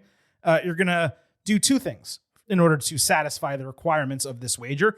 First, you're going to rap not the first verse, but the first 2 verses of My Time Is Now. And then you're going to do what is far more difficult, I will admit. So I'm giving you a bit of a warm up here, trying to be a generous Silver King. The first verse only of Basic Thugonomics. Is there anything you want to say before you embarrass yourself right here on the Getting Over Wrestling podcast? So you want me to do pretty much all Time Is Now is 3. It opens with the chorus. It's 3 chorus and 2 verses. Yeah. So you want me to do pretty much the whole Time Is I Now. do, because everyone knows the first verse. I think we could probably do it blindfolded and earmuffed and just, everyone knows the words to that. I think the second one you probably don't know. So I want to get you into that and also take you off your game a little bit. Again, be a warm up. And then Basic Thugonomics. I'm going to be impressed if you're able to pull that one off. I'll be honest. I did practice to try to get the cadence, because the cadence for Basic tough. Thugonomics is very difficult. But also, by the way, I would say Bad Bad Man is a great song on that soundtrack, which is, I'm not a hip hop guy, you tell me, but it's actually quite a few songs on that Cena album back in the day that I like. Cena's not bad, and it was well produced. It's not something that I listen to. I do have it downloaded. I still don't use Spotify. I know a lot of people do, and the Apple Music, whatever the case. I just have MP3s on my phone still, because I'm pretty much listening to all my old music. So when I do a shuffle, when some of them come on, I do keep them on, but it's nothing that I would ever go to the album and actually play it through. So with that, ladies and gentlemen, getting overheads of all ages, I present to you My Time Is Now by Vintage Chris Vanini.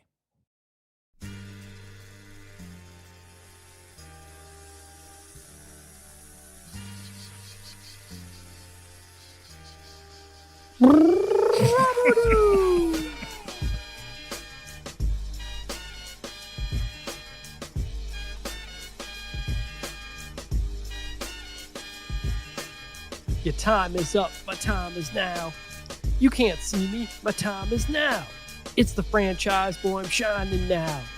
You can't see me, my time is now. In case you forgot I fell off, I'm still hot, knock your shell off. My money stacked fat, plus I can't turn the sweat off. The franchise, doing big business, I live this, is automatic. I win this, or you hear those horns, you finish. A soldier, I stay under you fighting. Plus I'm storming on you chumps like I'm thunder and lightning. Ain't no way you breaking me, kid, I'm harder than nails. Plus I keep it on lock like I'm part of the jail. I'm slaughtering stale competition. I got the whole block wishing they could run with my division, but they gone fishing with no bait. Kid, your boy hold weight, I got my soul straight.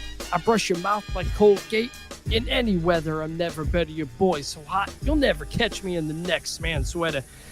If they hate, let me, I drop your whole clan. Lay your ass down for the 3-second tan.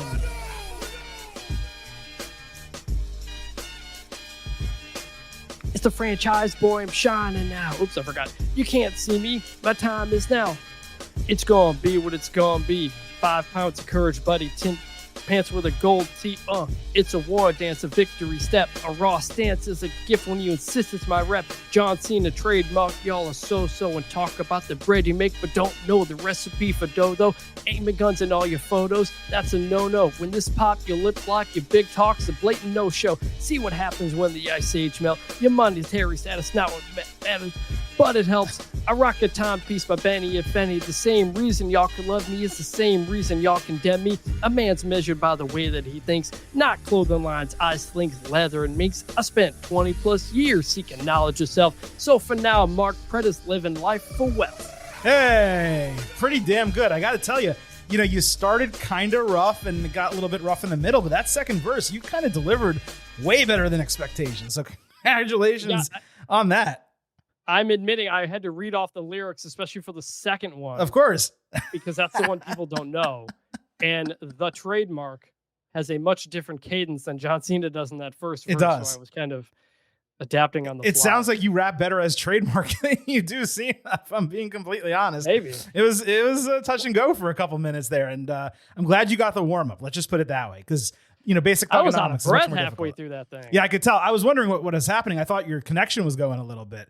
We're going to keep it in as it was live, but there was a couple moments where it kind of dropped, and I don't think fans got the full experience. The second part of the chorus too. I just stopped. Oh, okay, that's what it was that like. was. Oh, I forgot I got to sing the chorus. So that's what that was. That's what that was. Okay, fair enough. So take a breath. Okay, get yourself queued up, because I know you need the music in your ears. Of course, you're a professional. You can't just do it, raw dog here.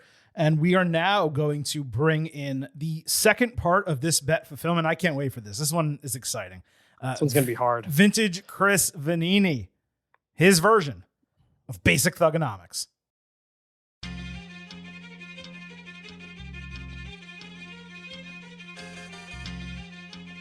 So, you think you're untouchable? Word life. This is Basic Thugonomics. This is Basic Thugonomics. Word life.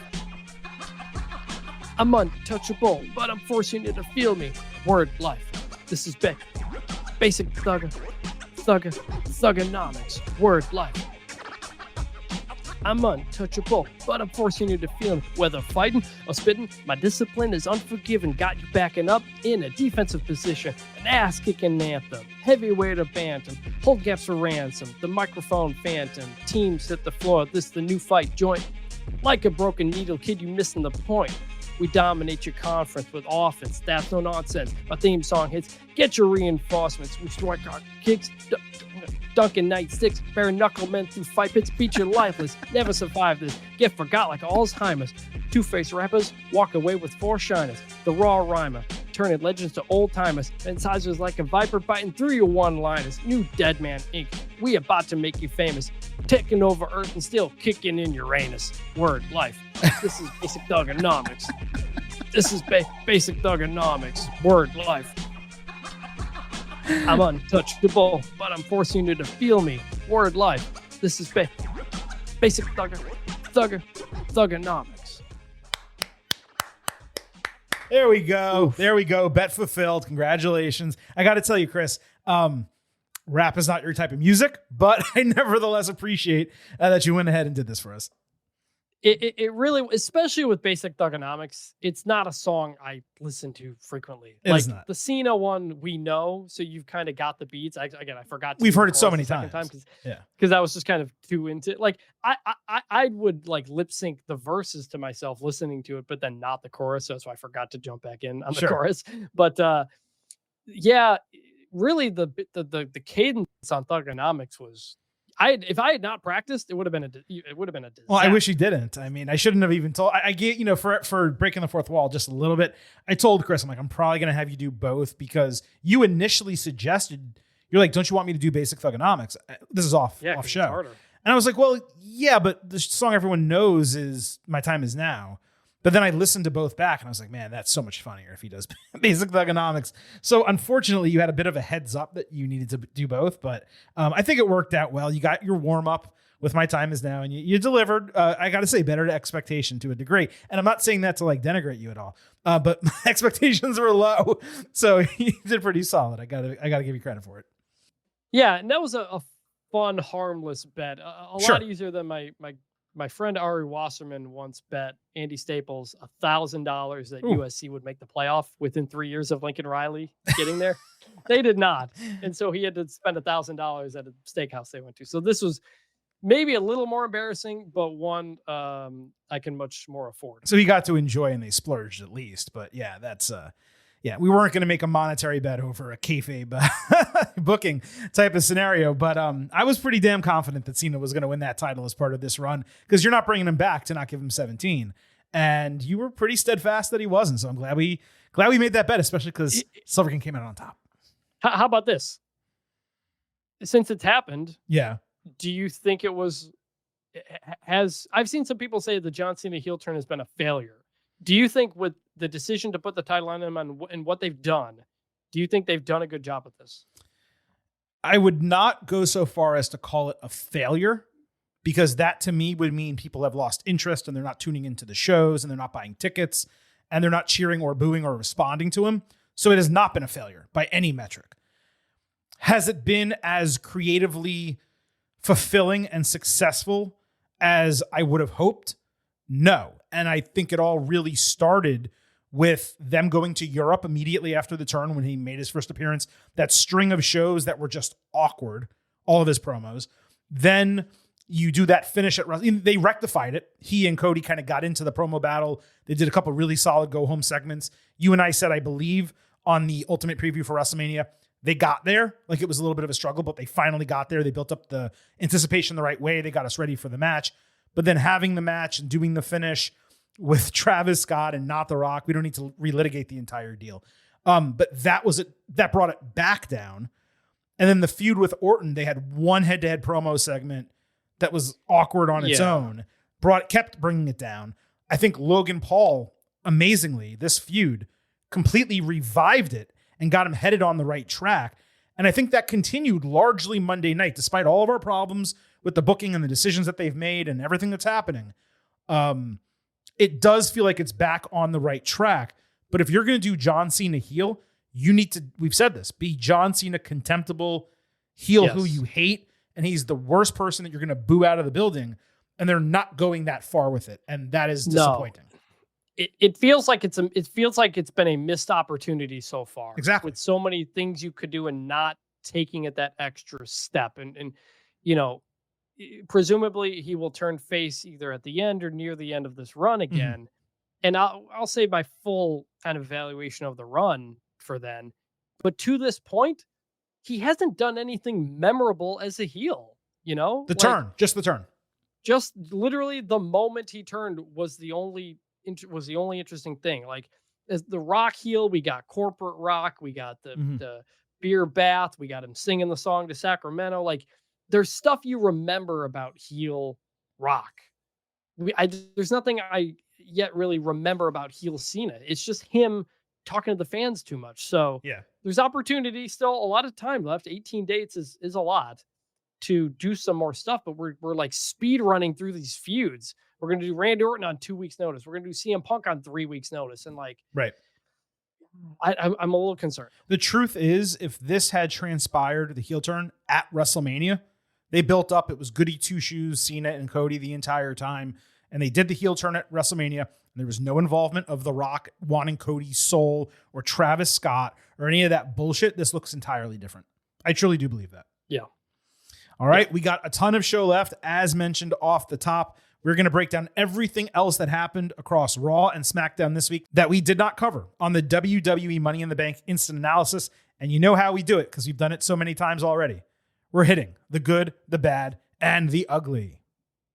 Hey, yo. Survey says one more for the good guy. Say hello to the back. Don't sing it. Bring it. I know Silver King has been perturbed at a number of things that have happened in WWE over the last week, as we've discussed on this show. But I got to tell you, there's one more, and we're going to talk about it right here off the top. So at the start of Raw, despite only previously announcing the 2 matches set for Monday night in the King and Queen of the Ring tournaments, WWE displayed the full brackets for both of them. And I was infuriated immediately. Not because I don't like knowing matches in advance. I love that. But because on the men's graphic, there was a blank spot in one of the Raw matches, meaning there would either be a surprise entrant or a call-up or something in that spot next week. Nothing wrong with that. But I mention it to inform you that on the women's graphic, there were no blank spots. And there absolutely should have been one. Because in that spot where it should have been blank, Asuka's face was featured prominently for the second Raw women's match. Asuka, one of the most popular and successful women in the entire company, who has been out for 13 damn months with an injury. And they straight up spoiled her return. Not with a video package or a series of vignettes, which bother us, but those happen. But with a stationary bracket graphic. When they showed it, her name wasn't even mentioned by commentary as being someone notably involved in this tournament. What is going on? Why are we spoiling returns and not even acknowledging a legend coming back to the ring? I understand why they promoted Nikki Bella for Monday night. She has crossover appeal. It's going to get a couple people to tune in. Why are you ruining a surprise moment that will pop your viewers and then not even mentioning the woman when you do it? Why are you doing that for Asuka while leaving a blank spot for the men? What is going on with WWE Creative where they continue to miss these obvious opportunities to pop fans?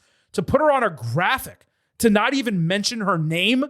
This right here is bullshit. It's bullshit. And look, before you get in, Chris, let me clarify, because everyone listening is going to say, Silver King, what are you talking about? She did get a video package. That's true. 2 hours later, the package was great. It put her over massively. I'm glad she got it, even if I would have preferred a surprise. But it was already ruined in the smallest, weakest manner possible. So I actually didn't notice it live until you tweeted it. And then I went back and I was like, oh, there she is. Because it was so small and on my screen, I didn't see it. So then I was like, oh man, that is disappointing. I was with you. I was totally annoyed that they did that. But then when they did the video package later, I was like, well, okay, if we weren't going to get the surprise anyway, the who is it going to be, her music hits, then it's whether it's a graphic or a vignette, it's not that much of a difference to me. If they didn't show the graphic and later on we get the vignette that Asuka's coming back next week, I would have been like, oh, cool. Like, so I was mad in the moment, but then when they did it a second time, kind of anyway, I was like, well, then I'm just kind of upset about the whole thing. Just like we said earlier, if they had only done the video package, it would have been resigned acceptance from me. I would have said, oh, I hate this. And I would have, criticized it here on the show, but I kind of would have let it go to a degree because that's what they're doing. And even though we hate it, it's consistent. But to just show her face in a graphic, I mean, it was a joke. Honestly, what I still don't understand. I know we've said this so many times, especially the last couple of months, but why would you not do exactly what you just said, Chris? Who's going to be the fourth woman? The lights go out because she has a cool entrance, don't forget, and really good music too. It's recognizable music and entrance. And it comes on and everyone goes crazy. Why would you not want that moment? I don't know. I don't know. Like, I don't know. Is someone going to tune in specifically, like internationally? Asuka, yeah. Like people love Asuka. Like, if that's the idea, then fine. If the idea is like, hey, we want to tell people a week ahead of time because we'll get a big Japanese audience watching on Netflix. I mean, I don't think that's going to happen. Okay, then like I don't like it. I get it, but I still don't like it. So it's one or the other. It's that, which they did for Nikki Bella too, which is fine because Nikki Bella got the surprise at the Rumble. Right. Or make it a mystery and we find out. If they think the bump they're going to get by promoting Asuka we can advance is worth it, I get it. I don't like it, but I get it. There's no way the bump of announcing Asuka is better than the pop and the surprise in the moment that they would have gotten from not pre-announcing her. There's no way. I would think. It's not John Cena showing up on the show or even Nikki Bella, for the reasons you said. Right. And this is someone who's been gone. Like she's been out for a while. When they had Bianca, you and I were kind of slightly bothered what they did with Bianca Belair. And by the way, she is injured. She's not even competing in the Queen of the Ring tournament. So that makes even less sense why she came back just because it was Knoxville. They're like, let's do this big comeback. Oh, and by the way, she's not going to be on TV after this. Like, I don't even understand that. But we were a little bit bothered by that. But she was out for 5 weeks or 6 weeks. This is 13 months. This is a major return. This is the biggest remaining woman who can return to your company right now because Becky Lynch already did at WrestleMania. And they just gave it away. It's really annoying, especially in a single match graphic. Okay, let's move on. We got a lot to talk about. We'll start with Queen of the Ring, then we'll go to King of the Ring. The first match was Rhea Ripley, Kairi Sane, Liv Morgan, and Roxanne Perez. The heels backstage could not come to an agreement when Roxy suggested they work together. Liv was relatively rude and overconfident in this segment. The match started hot, great counters. Liv and Roxy teamed up to throw Kairi outside the ring into Rhea. Ripley based a Tower of Doom. Sane smartly avoided it. It's rare you see someone do that. She also countered Ripley into a cutter that got boos because fans love Rhea so much. Liv took her down with a backstabber as she and Roxy again teamed up for a long stretch, even dapped up in the ring. Rhea destroyed them 2-on-1 with the German suplex and fallaway slam. She stopped Oblivion Cold, hit Riptide, only for Raquel Rodriguez to save. Kairi dove onto both of them with a standing double insane elbow ringside. Kairi then landed insane elbow on Liv, only for Roxy to interrupt the count, with a jackknife cover to steal the 1-2-3 and move on to the second round of Queen of the Ring. When I say this finish was perfect, that is no exaggeration. The timing of the breakup, the camera angle that showed Perez allowing Sane to hit the move before she interrupted, the jackknife clearing Liv's body and staying off the ropes. Exceptional finish to an excellent match. It allowed all 4 women to look really strong in their own right. Sane getting consecutive wins. It made it obvious that she was going to take the L here, but it was circumstantial and that's okay. Ripley seemed to have shaken off her rust from not wrestling that frequently. She's not winning everything for a change, which people should be recognizing and appreciating, because I'm going to tell you what, sooner than later, she's going to be champion again and she's going to win everything and dominate everyone. Perez, she continues her ascent in this division. Her run in 2025 as a neophyte on this roster, it is incredible the way she is being booked. Continued storytelling with her and Morgan in Judgment Day. Kyrie got great reactions. That's important because she's building fan support. This foursome worked incredibly well together. 4 stars, A-, good. Yeah, it was good. Enjoyed it. Really creative and fun finish. Shout out to everybody involved who kind of made that work. I did wonder, like, I don't think Roxanne's winning the tournament, but she wins her way into Money in the Bank, wins her way in here.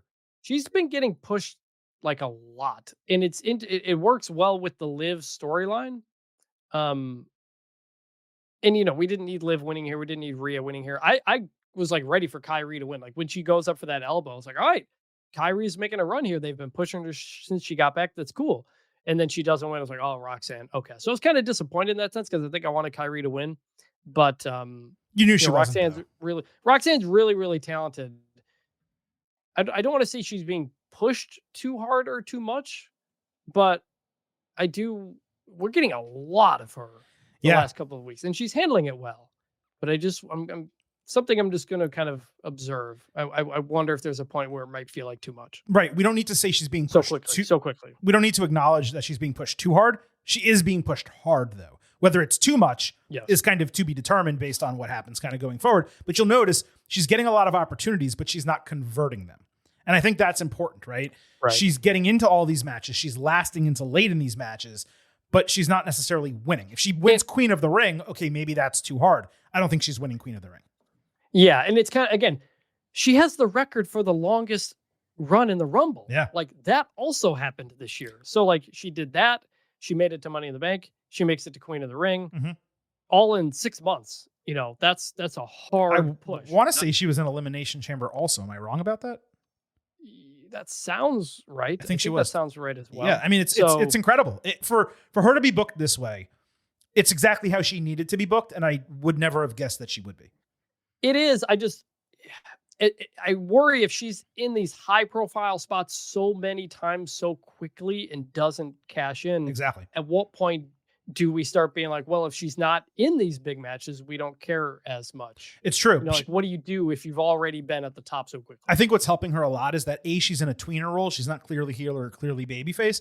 And she's also doing a side quest storyline with Liv and Judgment Day. Yes. So she can be in these and lose. She's prominently featured regularly on TV. But even though she doesn't ultimately win the big one, she has something to kind of fall back on. I wouldn't be surprised because we need to talk about what's happening with Liv and the women's tag team titles. She might fall into a tag team potentially and challenge them and maybe take the titles off them. So that is something to keep an eye out for. Something I noticed during this match, all 4 women were over. And there's tons of women right now in the company who are over.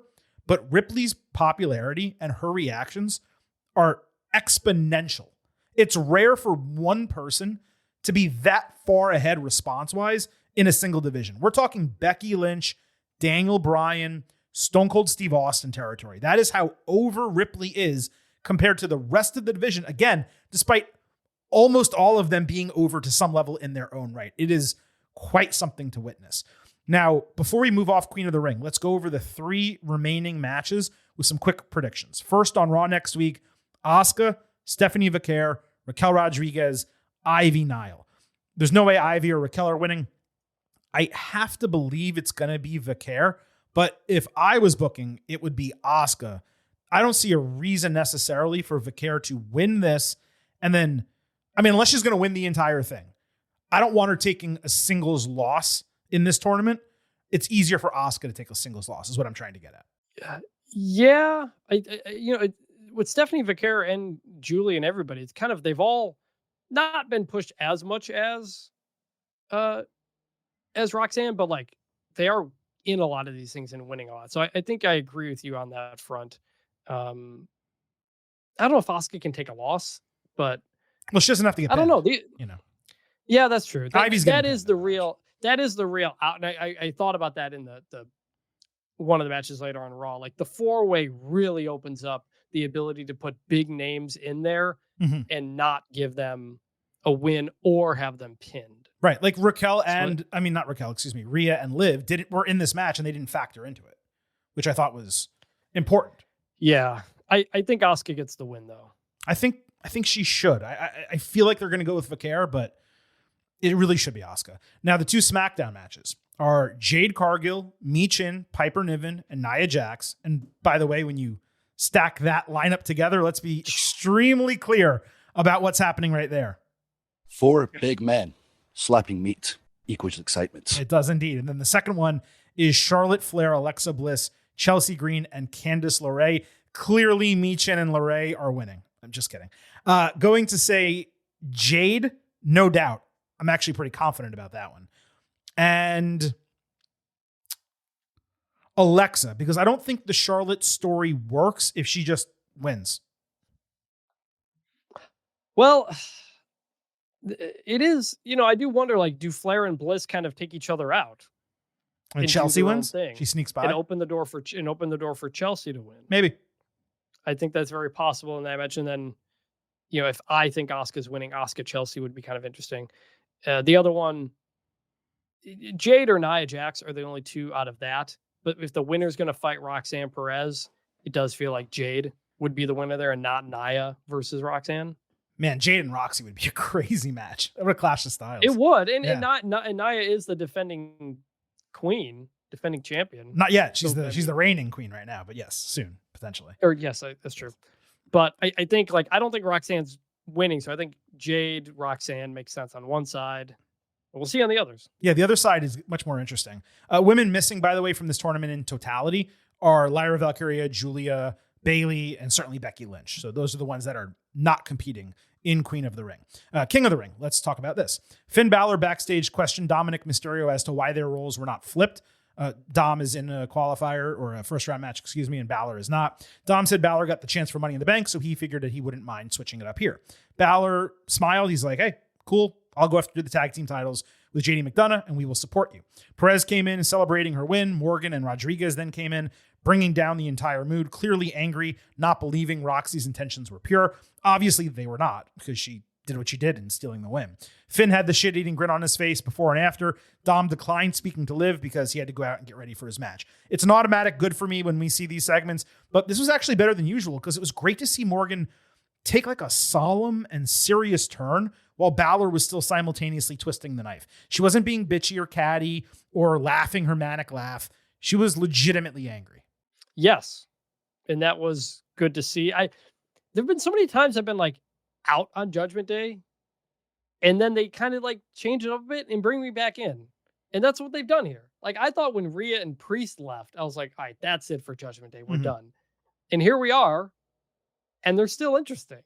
So it's good. I think they're going on I think they're past 3 years of existence at this point. It was at WrestleMania in Dallas 38 when Priest joined with Edge. So yeah, we're entering year 4. It's the beginning of year 4 of Judgment Day. Yeah, we're in year 4, yeah. It's crazy. And we will circle back to Liv momentarily because she does show up again on Raw. Sami Zayn, Penta, Braun Breaker, and Dominic was the men's first round match. There was a great tope sequence that resulted in Dom hitting a Suicida Tornado DDT on Penta, only to eat a leaping lariat over the announce table from Braun. Penta took Mysterio out with a running powerbomb. Breaker tossed Zayn with Break and Steiner. Penta countered a press into a DDT on Braun for another stellar 2.9 false finish by Breaker. Mysterio gave Zayn a similar near fall after a perfect blue thunderbomb. Penta interrupted Helluva Kick, taking Sami down with Sacrifice and a Penta driver. He and Dom botched some type of breakup crucifix pinfall. but it was not the finish, so it was okay. Dom made a Mexican destroyer for a broken fall. Breaker flattened Penta with a ringside spear, only for LA Knight to catch him with blunt force trauma out of the crowd. Sammy leveled Dom with an exploder suplex, adding Helluva Kick to get the win. Just like the women's match, this was an interference away from being exceptional. WWE's refusal to allow clean finishes, even in four-way matches, it's kind of exhausting, but it didn't necessarily change how the segment was received. A bit surprised Penta didn't advance, but I suppose it's better for him to lose like this than a one-on-one to whomever will advance otherwise. Dynamite match from bell to bell. Awesome crowd reacting to every single thing they accomplished. The night pop was enormous. This was right between A- and A, 4.25 stars. But either way, it was good. First off, Braun's entrance with the spotlight and then Paul Heyman like popping out behind him. That was really cool. I don't know if they did that on purpose or what, but I would love to see that more. It's just like you just see Braun there all muscular, and then like out of his silhouette comes Heyman. It was really cool. Match was really good. Sammy makes sense as the winner, I think, in a tournament like this. You're telling that story of him trying to become a world champion. Dom was obviously going to take the pin. LA Knight coming in to attack Braun Breaker. Yes. I understand it ties back to SmackDown, but we may be doing a Raw versus SmackDown wrestler feud here. And so it seems like the who is on what roster thing is going to hit me again. So all in all, really good stuff. Well, this is legitimate because this is now a legitimate criticism. It's one thing for Rollins and his crew to be on SmackDown, a go-home show for a premium live event, and get involved with people. It's quite another when a literal SmackDown superstar comes on Raw and starts feuding with a Raw guy. That is the definition of, your point to this. Now, I will say, okay, while it is strange to do this cross-brand story, maybe they're moving him to Raw. And by the way, he badly needs to be moved over to Raw because he needs a change of scenery more than anyone else in this entire company. Yes. But we're well past April. I mean, we're in the summer at this point. There has been no announcement or murmur about a WWE draft. I wouldn't be surprised if we see some roles shifted across brands over the next month or two, kind of going into SummerSlam. Either that or, yes, to your point, this is just purely in violation of the brand split. Yeah, we'll see. They haven't done anything for a while, so I don't know if anything's coming or not. But some guys could use some changes. They definitely need to shake up the roster, so there's no question about that. Now, there was a Sammy segment coming out of this with Karrion Kross backstage. Of course, it did not air in the United States, but I'm not going to be too critical because the show did go like 10 extra minutes. So maybe they didn't want to go any longer than that, but just being candid, when you hear this, you're going to say, well, why wasn't this on the show? So here was Sammy and Kross backstage afterward.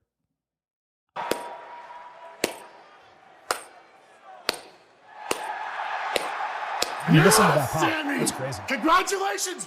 You won the match, and it wasn't you and Jey Uso or you and CM Punk. You did on your own. But the best part about this is you took my message to heart. What are you talking about? No, don't do that. You know exactly what you did. No, I don't, actually. Sammy, you saw an opportunity and you seized the moment. You used LA Knight to get ahead. And I mean, normally you're the guy who's taking the beatings to help other people succeed, but not tonight. You did exactly what needed to be done. And that is the real Sami Zayn. That is a future world champion. And that is a manipulator. Manipulator. No. You want to know why I won that match? Please. Because I was good enough to win that match. And I am going to win a world championship. And you want to know why? Because I am good enough to win the world championship. And I'm not going to keep asking you to stay out of my business because trust me, I am good enough to handle you. Great pop for Kross. Great reaction to their face-to-face and that final line at the end. You love to hear it. Whether it leads to anything, it remains to be seen. Kross is a terrific instigator, devil on the shoulder, but he's had one non-Battle Royal TV match in 2025. It's June. It's mid-June. And that one match, a loss to Styles, accomplished nothing. As did the Styles storyline because he lost to Logan Paul at WrestleMania and then was like, all right, whatever. I'll just move on with my life. Now, we'll talk more about AJ in a bit. But at this point, I can't get invested in either Styles or Kross because there's nothing actively happening with them. There's no real momentum where I believe, okay, Cross is going to fight Sammy and they're going to be in a feud and he's going to be on television. So we're left kind of just twiddling our thumbs, waiting for something to happen. But was this great for what it was? Yeah, it was. I like the idea of Cross taking credit for Sammy, even when Sammy does well. So it's like Sammy's got two stories going on. They're really pushing I can be a world champion. And I wonder if he's going to fail here and it's going to kind of turn into a Cross feud for both of them. But I don't know. People are cheering Cross, so I don't know. It's interesting. I wish it would have been on TV. I didn't know until you sent it to me. Yeah, it was frustrating for us not to get it, but of course everyone internationally does. Now, just like we did with the women, let's get through the remaining men's matches next week on Raw. Ready for this? Sheamus, Rusev, Bronson Reed, and that mystery opponent. Big meaty man slapping meat. That's what I want. I mean, that is going to be something special. This is Monday Night Meat. Now, names I could see in that final spot: Finn Balor, Ilya Dragunov if he's healed. I think it would be a little bit early for that. Cross, obviously. Styles, Ludwig Kaiser, possibly Jey Uso. Obviously, now that he's lost the World Heavyweight Championship. It's interesting that neither Balor nor Styles were in the field to start. They explained Balor, though, not being in it because of Dominic. I presume whoever the mystery opponent is will be winning that match. Do you feel the same way? Yeah, I don't think you do a mystery if they're not going to win. Exactly. I don't know why he would be a mystery. Is Drew McIntyre on Raw or SmackDown? He is on SmackDown because he got moved over there, and he's not coming back for this. Yeah, that was the thought I had, but he hasn't been out very long or whatever. I don't know who it could be, and I like that I don't know. Yeah, I like that too. Now the SmackDown matches, they're going to feature Randy Orton, LA Knight, Aleister Black, Carmelo Hayes. That one's going to be bang. That's going to be awesome. And then Cody Rhodes, Damian Priest, Andrade, and Shinsuke Nakamura, which is like the most lopsided foursome I've ever heard. I'm going to say that Knight and Rhodes are the most likely winners here. This would be potentially how Cody gets his Cena rematch at SummerSlam. But really, out of everyone that we've mentioned that's actually in it, I feel like Knight should probably win King of the Ring. If it was being booked to put a singular person over, he would be the right call. Maybe he will take it. But I have those two winning the first round matches. Here's the thing. Like, I like the idea of LA Knight winning it too, but would they really put him with John Cena for presumably the final match of your 2-night SummerSlam? I don't think you are stuck with your brand champion. No. I just mean like putting LA Knight in that spot. I know what I'm saying is I don't think you're stuck just because he's on SmackDown. I don't think he has to challenge Cena. You think he would challenge Gunther? He could. I'm just saying. Gunther? I don't think it's a foreseen type of deal is what I'm saying. That's true. You could have I don't know. Do you do Cody LA Knight in the final? Cody's going for Cena. LA Knight's going for Gunther. I don't know, but I agree. Cody's going to win that one for sure. I can't see nothing else makes sense. I mean, Nakamura's not winning. Andrade probably isn't. No. Priest maybe because he could pin Nakamura in advance and Cody just gets left out of it. Maybe. But I feel like you want your Night of Champions winner to face John Cena, right? You should. And that's why I think Cody's probably the favorite. Right. But if you do Cody Cena the second time, you probably want Cody taking the title back, right? Yes. Yeah. It ends the heel run basically. And he comes back as a face somehow. Yeah. Yeah. I mean, if he's doing Punk at Night of Champions and then he does Cody SummerSlam. Think about it this way. Okay. Punk at Night of Champions. Let's say he makes one more appearance before then. So the go home SmackDown, that's, 18. Then Night of Champions is 17. Then you have 4 weeks until SummerSlam in that match. Let's say it's 3 more appearances. Now you're down to 14 appearances, maybe 13, something like that, right? Those 13, that's not a lot of time. That's the babyface run. That's true. I don't even know yet at what point what will turn Cena face again.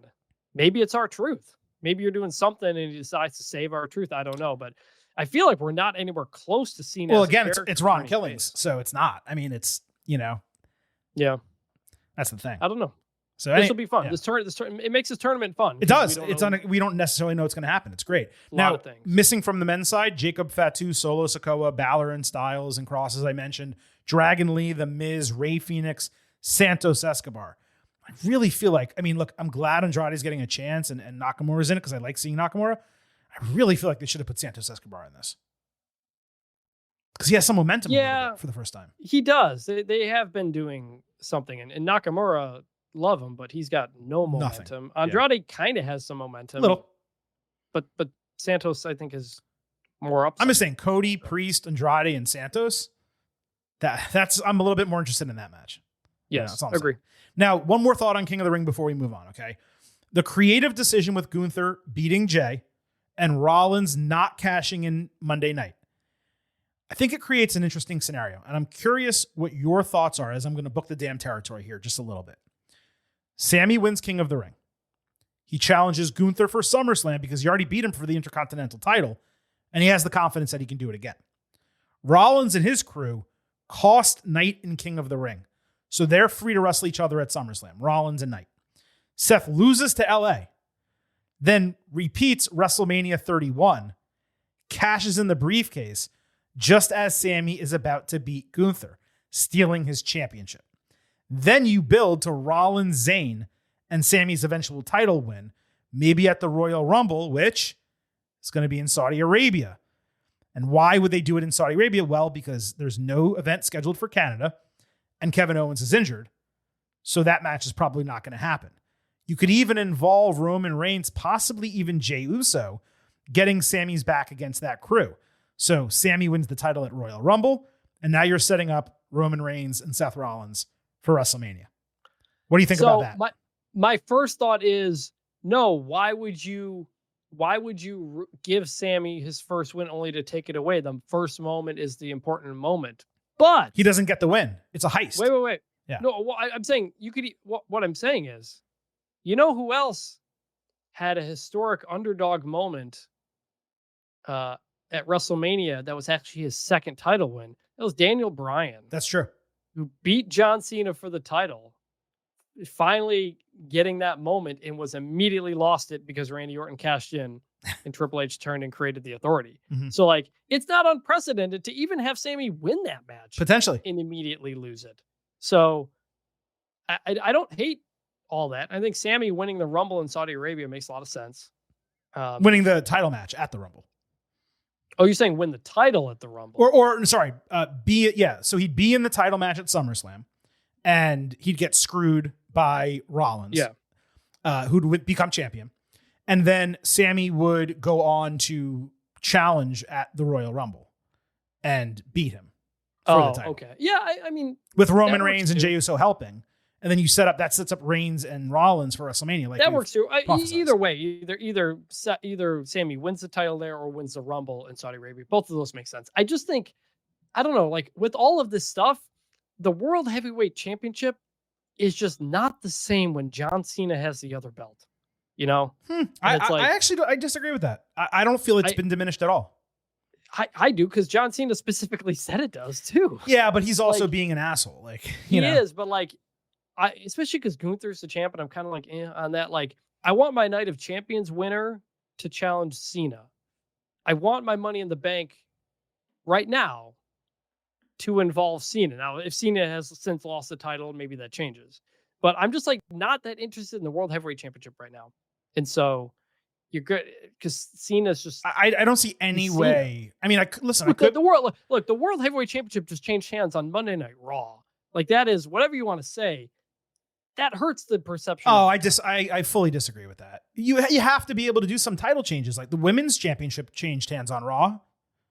Don't forget going into WrestleMania when EO won. Mean nearly as much as the main WWE Championship. But the Women's Championships are. I mean, they're okay. Maybe people the WWE Championship individually is higher than the other three just because it has prestige and so on and so forth. But the World Heavyweight Championship, the Women's World Championship, and the WWE Women's Championship for me are pretty much on the 1B plane. And if the women's title can change hands on Raw, the men's title can change hands too. I don't think it denigrates the championship at all.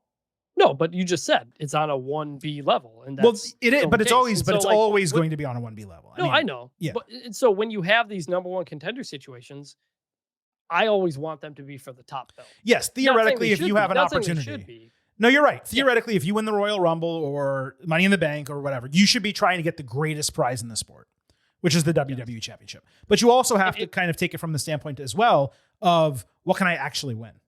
You know? Like Jey Uso winning the Rumble and challenging Gunther made sense because he had a thing going with Gunther and he's friends with Cody. Yeah, but dude, Rollins cashing in Money in the Bank on the World Heavyweight Championship, the title he established, makes plenty of sense as well.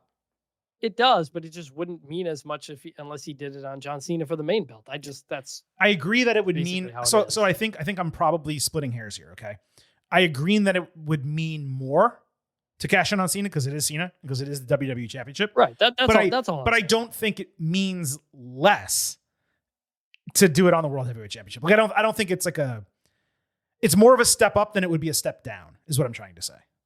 Yeah. Agree to disagree. Like I said, we're probably splitting hairs over it. All right, we got a lot more stuff to talk about. Let's move on and let's circle back to Nikki Bella. She got a full fellation video package before she was shown hugging Natalya and Maxine Dupree backstage. Then she introduced herself to Io Sky, who was consoling a crying Kairi Sane after she lost her match. Nikki said she respected how Io represents the women. Sky said that Nikki paved the way for them. And I'm sitting here like, do people forget what the Bellas were? Like they put Nikki on this pedestal that I'm not saying she doesn't deserve praise, because she does. And she was good and crossover appeal was there, but they were not trailblazers in this division. Not the way they're presented. Real quick, all I'll say is that what Nikki Bella was, she was the transition. You know, she transitioned. Yes. She was the transition from Divas to women's division. And she very much improved a lot over her time to where she became a really solid pro wrestler. She got much better, but she got much better not even in that period. Way later in her career. Her best matches have been at the latter stages of her career. There are some women's wrestlers who WWE will talk about from the mid 2000s or even the Attitude Era of trailblazers. And it's like, no, they weren't. And it's not their fault. They were completely objectified, and that was the only purpose that they were there. There were some trailblazers, though, who got objectified, like Trish Stratus and Lita most certainly were trailblazers. Mickie James was less objectified, more the butt of many jokes, which she shouldn't have been, which was really insulting. But she was a trailblazer as well. I would not put Nikki Bella in a group of trailblazers. I would say she's important, but she's not a trailblazer. There are the things some people say about Nikki Bella that absolutely apply to other women that do not apply to Nikki Bella, who became a good, solid wrestler, and was part of that transition period. Right. It's not like she's just a model who was there the whole time. That's not what Nikki Bella did. No, I think being competent in the ring and drastically improving her in-ring skill over her career is completely commendable. It just doesn't make someone a trailblazer, is all I'm trying to say.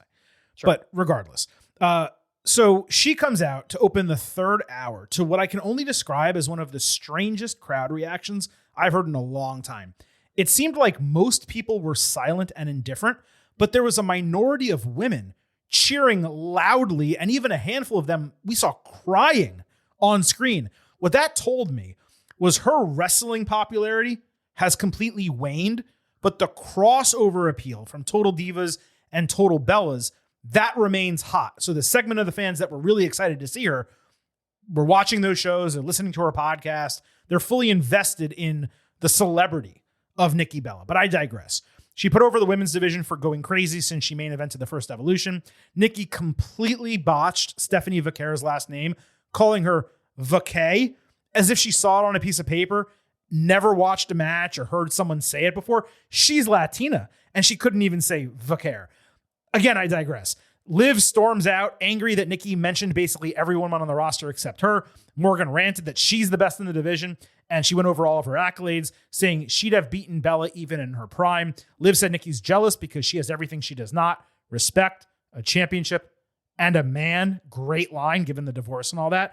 Nikki said Dom took her title shot and her man. Liv said she's a champion while Nikki is only a reality show diva. Bella had left the ring, but she came back to fight because of that. And Liv caught her coming in with Oblivion, and that ended the segment. The drastic difference in the reactions they got was stark. Liv played heel. Everything she said got cheered. What I'm wondering is why there has been zero women's tag team development, but this is probably the reason why, because she went from the movie to being involved in well, I'm trying to remember if she was in the Money in the Bank match. No, she was not. To being involved in the King of the Ring first round match here, or Queen of the Ring first round match here, and now she's going up against Nikki. Surely they could do a tag match. Brie could get involved. Raquel's right there. They're not going to do a tag match. It's going to be a singles match. I could see them being ringside, but whatever. I'm glad Nikki isn't matched up with Io. That's my number one bit of praise here because I was so concerned she was just going to get a title match for no reason. I will say, despite my criticisms, this was good because once Liv got out there and they started tossing barbs at one another, it got real hot real fast. Yes, it was really good. From both of them. Like Nikki, it took her a minute to kind of get back into that mode, but it improved as it went on. First off, I love that Liv comes out all angry and direct. I always criticize a lot of the women's promos for everybody just talking sarcastic to each other. Mm-hmm. And this kind of turned into that later on. But at the beginning, like people were fired up for Liv because she was fired up and you could feel her emotions. Like that's how you can, even though she's the heel, people's like, whoa, like, yeah, I'm behind her based on what she's saying. So I think it's part of the reason that worked. The line, I have a championship and I have a man, not only because Nikki Bella went through a very contentious divorce with, various allegations of things that were very difficult. But John Cena's in the building. Yeah. John Cena, who proposed to Nikki Bella at WrestleMania. Didn't he? Wasn't it at WrestleMania? Yeah, it was at WrestleMania. So not very curious if they saw each other backstage or anything. I don't know. But when that happened, I was like, man, taking a shot at Nikki's love life, given the real life kind of stuff she went through. But Nikki immediately gets over her with the Dom line about Roxanne. And so that all worked out. And this was good. This was great. I want to see more of these two leading up to presumably Evolution. Yeah, if the match lives up to the back and forth on the mic, then that's going to be great. But they're both solid promos, and it's off to a really hot start. I do want to mention before we move on, I have no idea what's happening with Io. Maybe she's dealing with a minor injury, or maybe it's just that these qualifiers for Money in the Bank and Queen of the Ring are featuring all the major women, so she doesn't have an immediate challenger. But her booking since the middle of May, when she got all those featured matches after WrestleMania, I don't want to call it forgettable. She just hasn't even been booked. Like 0 title defenses since WrestleMania. They better start on something for her next week. She better be defending that title at Evolution. There should be 0 question about that as far as I'm concerned. Agree. Becky Lynch hit the ring waiting for fans to chant, "You deserve it," but unsurprised when they didn't because she knows that she deserves it. Lynch said she's bringing the Intercontinental Championship into the big time, though Lyra Valkyria ruined her celebration and tried to injure her, so she deserves an apology and a re-acknowledgement arm raise.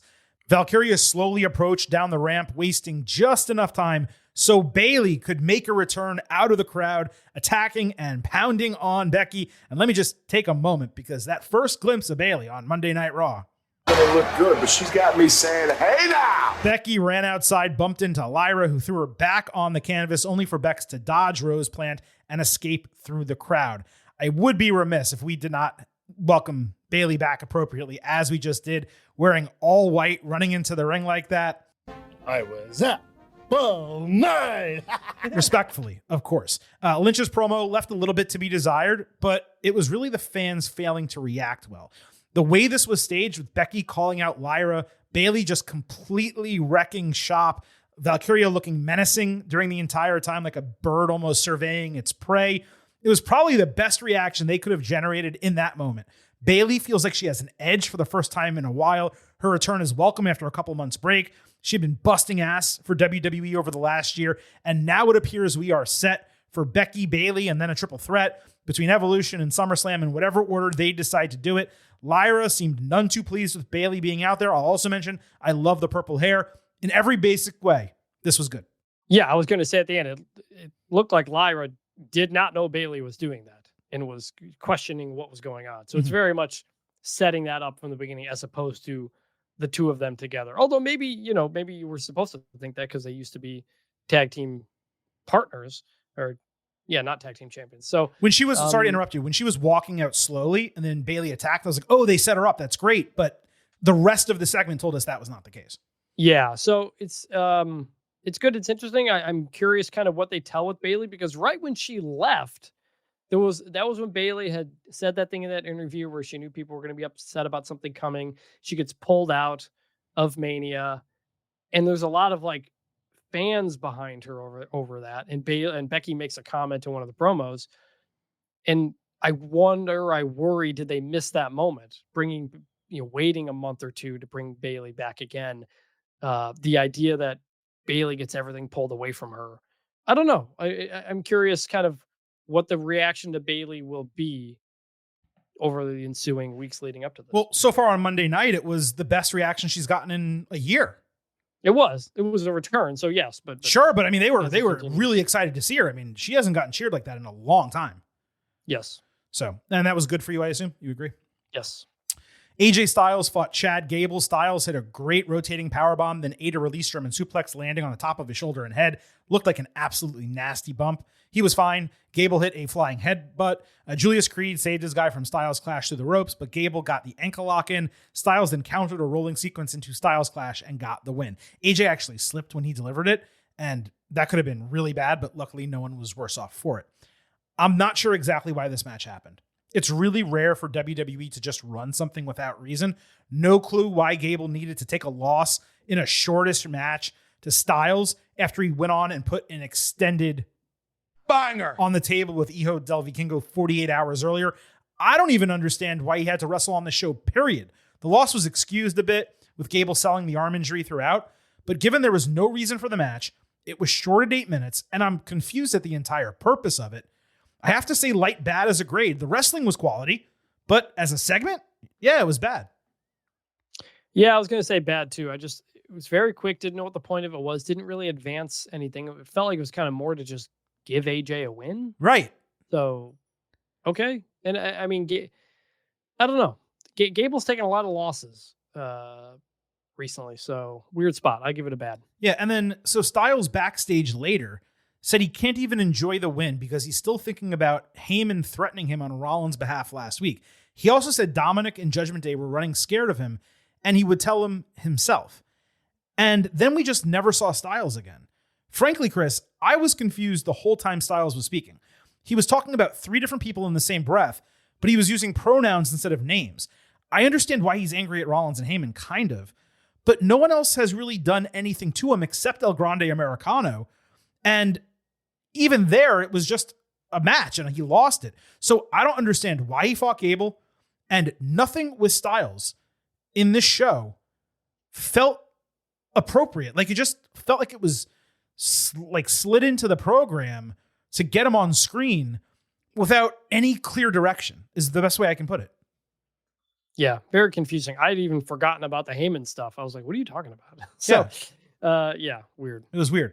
Ben at MattRat103 wrote in, he said something about the BS around Chad Gable potentially being El Grande Americano that I haven't heard mentioned yet. Gable was Shorty G. Grande literally translate to large. Clearly, Michael Cole and others have never taken entry-level Spanish. That's a fantastic point. Well, we don't know what the G stood for. It could have stood for Grande. Shorty Grande? Shorty large? Yeah. Is he a rapper? Yeah. Yeah, I don't think so. All right, so that was everything from Raw. There was still some straggling content from SmackDown we need to go over, and we'll do it relatively quick. Jimmy Uso fought JC Mateo. Jimmy attacked his family after the opening segment from Friday night with Rollins' group. Solo Sikoa distracted early as Jimmy had the advantage. Jimmy hit Whisper in the Wind in the latter stages, but Mateo answered with a momentum back suplex. Solo and Jacob Fatu distracted right as he was setting up for Uso's splash, but he dodged Mateo's attack. Fatu got pounced off the apron, and then Jimmy won via roll-up. Mateo yelled at Sikoa after the bell that Fatu was the problem. My greatest realization during this match was that Jimmy's gear actually wouldn't look that bad if he just lost the top. The pants are actually kind of sick, but the top makes him look ridiculous. Lightest good possible, simply because there was nothing wrong with it, including the roll-up. It was actually sensible in that spot. Jimmy hasn't won a lot. Mateo got an excused loss, and the infighting continued as necessary. Pretty simple. Yeah, it was fine. I like good because I didn't have high expectations. Jimmy's just kind of there. Mateo can take a loss. He hasn't been built very strong, but I don't even know if he's supposed to be, so it's fine. Yeah, his introduction continues to be really odd. Damian Priest found Fatu backstage, empathizing with him, saying he's been in the same family drama in his life, but he'd still be coming for that United States title sooner than later. Jacob said to bring it and then get back in the lap. I'm just going to do this whole thing again. Damian Priest found Fatu backstage, empathizing with him, saying he's been in the same family drama in his life, but he would still be coming for the United States Championship sooner than later. Jacob said to bring it and then get into the back of the line when he loses. Mateo finally got to speak later in the show, asking Sikoa if he's sure he can trust Fatu. Solo said Jacob's selfish and not that smart, all gas and no brains. Hilarious tweaking of that catchphrase. Solo is amazing. Fatu overheard that from behind a door, obviously got angered by it. And if you ever have seen wrestling before, you knew he was standing there and you knew it was going to come to a head immediately. Good job across the board. Both segments building. Fatu kind of fighting a war on two fronts, one within the family, one with an actual challenger. Mateo spoke, and obviously we saw Fatu turn on Solo at Money in the Bank, which really means I should have put this on the instant analysis and I forgot, but this was good. Yeah, my only other thought here, for some reason, watching JC Mateo in this segment, in his like facial expressions with his open mouth, it looked like early Jack Black, like the bewildered look, like the Shallow Hal with the era paunch. I Jack can Black. totally see that. Yeah, I just kind of, I don't know, just kind of the face looked the same. I don't know. That's really funny. Spotify listener BEasy311 asked if we can trade Priest for Mike Santana. He said everything about Santana has come across as better and more authentic version of what Priest is trying to do. I mean, you're kind of right, BEasy. Like, Santana has an authenticity to his promos that Priest just struggles to find. He's also 8 years younger. I would not be shocked if Santana is in WWE by the 2026 Royal Rumble. He's impressed more than any other male TNA wrestler who has appeared on NXT over the last year plus. I've talked about this on the Thursday show. We'll see what happens this week, whether he's on that show as well. Wyatt Six interrupted the SmackDown feed during a segment on the show with Bo Dallas saying grief is not linear. It does not heal with time. There were flashes of his brother's face as he spoke, which was crazy. He said the loyalty and brotherhood exhibited by tag teams is what he wants for his family. Bo explained that they are not back for nostalgia, but purpose, to take what they are owed, test the brotherhood of their competitors, and never be forgotten. The rest of the title contending teams, heels and faces, were in Nick Aldis's office arguing over who provoked the Six. Montez Ford tried to rally everyone to go after the Six together. Fraxium decided they would treat the Six to a lesson, given they're undefeated and they're confident. Motor City Machine Guns told DIY they wanted the Six, given they were veterans, and DIY, being heels, they're like, all right, you guys can all figure that out. Top-notch promo from Bo, one of the better tag team segments, even during this entire run in the division, which has really elevated the SmackDown tag teams. We saw more personality from the teams here than we did even last week when they were all in the ring together. And I repeat what I said last week, in that the Six could simply be doing this on Raw with a division that badly needed some life breathed into it. But you know what? If WWE is going to make SmackDown an actual bastion of tag team wrestling, screw it. Let's go for it. All right. Want to get nuts? Come on. Let's get nuts. This also explained why they are focused on the tag division, which just last week we said we hope to understand because it seemed a little bit random. So now we know why the Wyatt Six are going after the tag team titles. From that promo to the backstage segment, easy good. Yeah, I'll give it a good. The promo was really good. The backstage was kind of funny, but I just was like, to your point, I feel like this would have made more sense on Raw. We just developed a good, deep tag team division with a bunch of teams with different personalities. Mm-hmm. And now we're throwing them into everybody's kind of friendly with each other type of thing. It's like, right. It's good. I don't know. It would make a lot more sense on Raw where they can kind of control things, but it's just like they finally got the tag division right. And now we're throwing the Wyatts in it to kind of just erase all that. So I'm a little concerned. It's going to be really interesting to see if they can handle this and book it properly, because I have the same exact concerns you do. But for this night, it did work. So we will see. Zelina Vega found Julia backstage, making it clear she's worked hard for the United States Championship and Julia would have to pry the title out of her hands. Julia was appreciative of her confidence.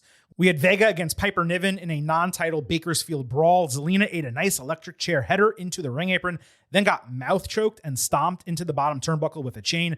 Vega countered with a tornado DDT into an open chair and a moonsault into all three ringside before hitting a great avalanche code red. The heels broke the fall and opened a table as Niven hit Piper driver ringside.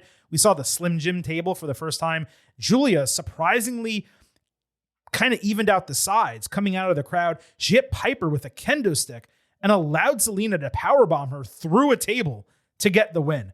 Vega was hesitant to let Julia raise her hand, and rightly so, because as soon as that happened, she ate a headbutt and a Northern Lights bomb with the fresh face standing tall. Piper took 2 huge moves here. So the loss was completely fair despite Zelina's massive size differential. At first, the Julia interference was kind of crazy confusing because she debuted as a heel on the main roster and should absolutely be in that role. So it was relieving to see that her help was completely selfish and it was all a swerve. It may not be saying much, but this was the best match of Vega's championship run so far, even if it was non-title. No surprise, because it's Piper frickin' Niven, who you and I both want to be pushed way stronger than she has been. The big spots delivered, and now it finally seems like the U.S. title has been extricated from the green regime orbit. Plus, Zelina got to speak on the show. It's like they did every single thing we criticized them for not doing last week. So because of that, it was an obvious good. There was one more thing they did that we criticized them for not doing, and that was they let Zelina celebrate in the ring. They did. You're right. Have her hand raised. But of course, she got beat up for it. But at least she got to celebrate in the ring. So maybe she should have just got out of the ring after. I took this whole thing as Julia thinks she can beat Zelina more than she can beat Piper and everybody behind it, which is, I think, is a fair decision by Julia. So, but this was good. I didn't say it initially, so I wanted to point out Piper was again the star in this match. Like I said, she was good and took some bumps. She's incredible. And she really does deserve a true singles push sooner than later. Let's hope, fingers crossed. I would love it. You know, Chelsea is a leader, no question. But for her to kind of support Piper, that'd be really cool and interesting on screen. The only problem I actually had with this was that it happened before Money in the Bank, which basically gave away that Julia wasn't going to win the briefcase. Probably should have had like Michin and BFAB get Vega's back here, save the Julia turn for next week, this coming Friday. But that's a minor gripe. WWE ran a Mr. Iguana video package on Raw, basically out of nowhere. I have officially seen it all at this point. If you're unfamiliar with him even now, you can watch Worlds Collide and or listen to the second half of our Instant Analysis podcast. But it is absolutely crazy that this guy has already been on WWE's flagship show, and they don't even technically own AAA yet. Also on Raw, we saw Austin Theory and Grayson Waller arguing backstage, like actually yelling at one another. Then we came across Grayson Waller, who was complaining to New Day. After that, he left. They were asked when they're going to defend the titles again. New Day said every team on Raw is in the middle of the pack. They need a real number one contender as they continue to put the titles on a higher pedestal. It was probably one of their better promos of late. In totality, getting all of them on the show, just seeing their faces when other weeks we just don't see them at all, I'm going to give it a light good. I'm going to give it a bad just because I didn't care, and they have nothing going on that's interesting. Like what they did was fine. It's more of a bad for kind of the whole, like when they pop up on my screen, I'm not like, oh man, can't wait to see what's coming. And so they still need to get there. That's not on them. It's just kind of more on the booking. No, and that's what we're grading. We're grading the booking and the segment and the creative. For me, it's just, there have been so many weeks where they're not even on the screen. So this was like a step in the right direction. That's why I'm saying that. Do you have any knowledge or experience? Did you see this weekend, Mr. Iguana? I'm just curious. I saw the clips going around on Saturday. But it's like foreign to you? Like you just don't understand? I mean, I don't think I don't know who he is. I kind of got the general idea, and it seemed to be kind of the most viral thing that came out of the show. So I figured WWE putting it on its television show to both promote Worlds Collide and maybe see if there's something to build off of that, dude, to bring to WWE at some point. They're selling shirts already. They did a video package. I think he's going to be on Raw next week. Like it's a wild situation. It's different. And that's, you got to be different in pro wrestling to stand out. It is. And if you want to hear more about Mr. Iguana, then you can tune into our Thursday show, episode 751, where we talk NXT and AEW. All right, Chris, we went deep on this episode, the 750th in the history of the Getting Over Wrestling podcast. We hope we're here for at least 750 more. I greatly appreciate you paying off the John Cena wager. You did a commendable job. I'm not going to say great because I think even you will admit it wasn't necessarily great, but it was great for us. It was great for our audience. I tried. Yes. No, you did. You did fantastic.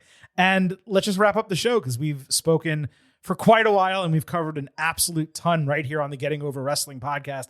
As mentioned, we will be back on Thursday talking NXT and AEW. If for some reason you missed it, I forgot to mention it at the beginning of the show, but we have the WWE Money in the Bank and Worlds Collide Instant Analysis podcast waiting in the feed for your ear holes. If you are looking for something to listen to and you somehow missed that, please go ahead and check it out. This is a 2-episode week for the first time in a long time. That feels great, but we know that the storm is absolutely coming and we will be prepared for it. And as mentioned, in terms of all the 750th episode celebration content that we were planning, keep an eye and an ear, more appropriately, because we are a podcast, out for that in the coming weeks. On the way out of the show, we would greatly appreciate it if you remembered. It's all about the five. So head over to Apple Podcasts and Spotify, leave a 5-star rating on Apple. Take a little extra time, leave a 5-star written review. If you do, we'll read it live right here on the show. Subscribe to us on YouTube at Getting Overcast for full-length audio episodes, full-length video interviews, and clips of our old interviews, all on YouTube at Getting Overcast. Follow us on social media at Getting Overcast on Twitter, at Getting Over on Blue Sky for episode drops, news, analysis, highlights, all of that good stuff. As you heard, you can send in questions and comments for the show. We will do our best to read them on the air. And please don't forget, I happen to love the number 5. Hope you do as well. $5 a month, $50 for the entire year. You can become an official Getting Overhead. Just visit buymeacoffee.com/gettingover. Sign up. You'll get bonus audio, the fastest 5 minutes in professional wrestling, instant reactions to every major shows, and exclusive news analysis every week. Again, buymeacoffee.com/gettingover. We're a free show and an ad-free show. And we greatly appreciate some level of financial support. That wraps up episode 750 of the Getting Over Wrestling podcast. For Vintage Chris Manini, this is the Silver King Adam Silverstein signing off and leaving you with just 3 final words. Bye for now.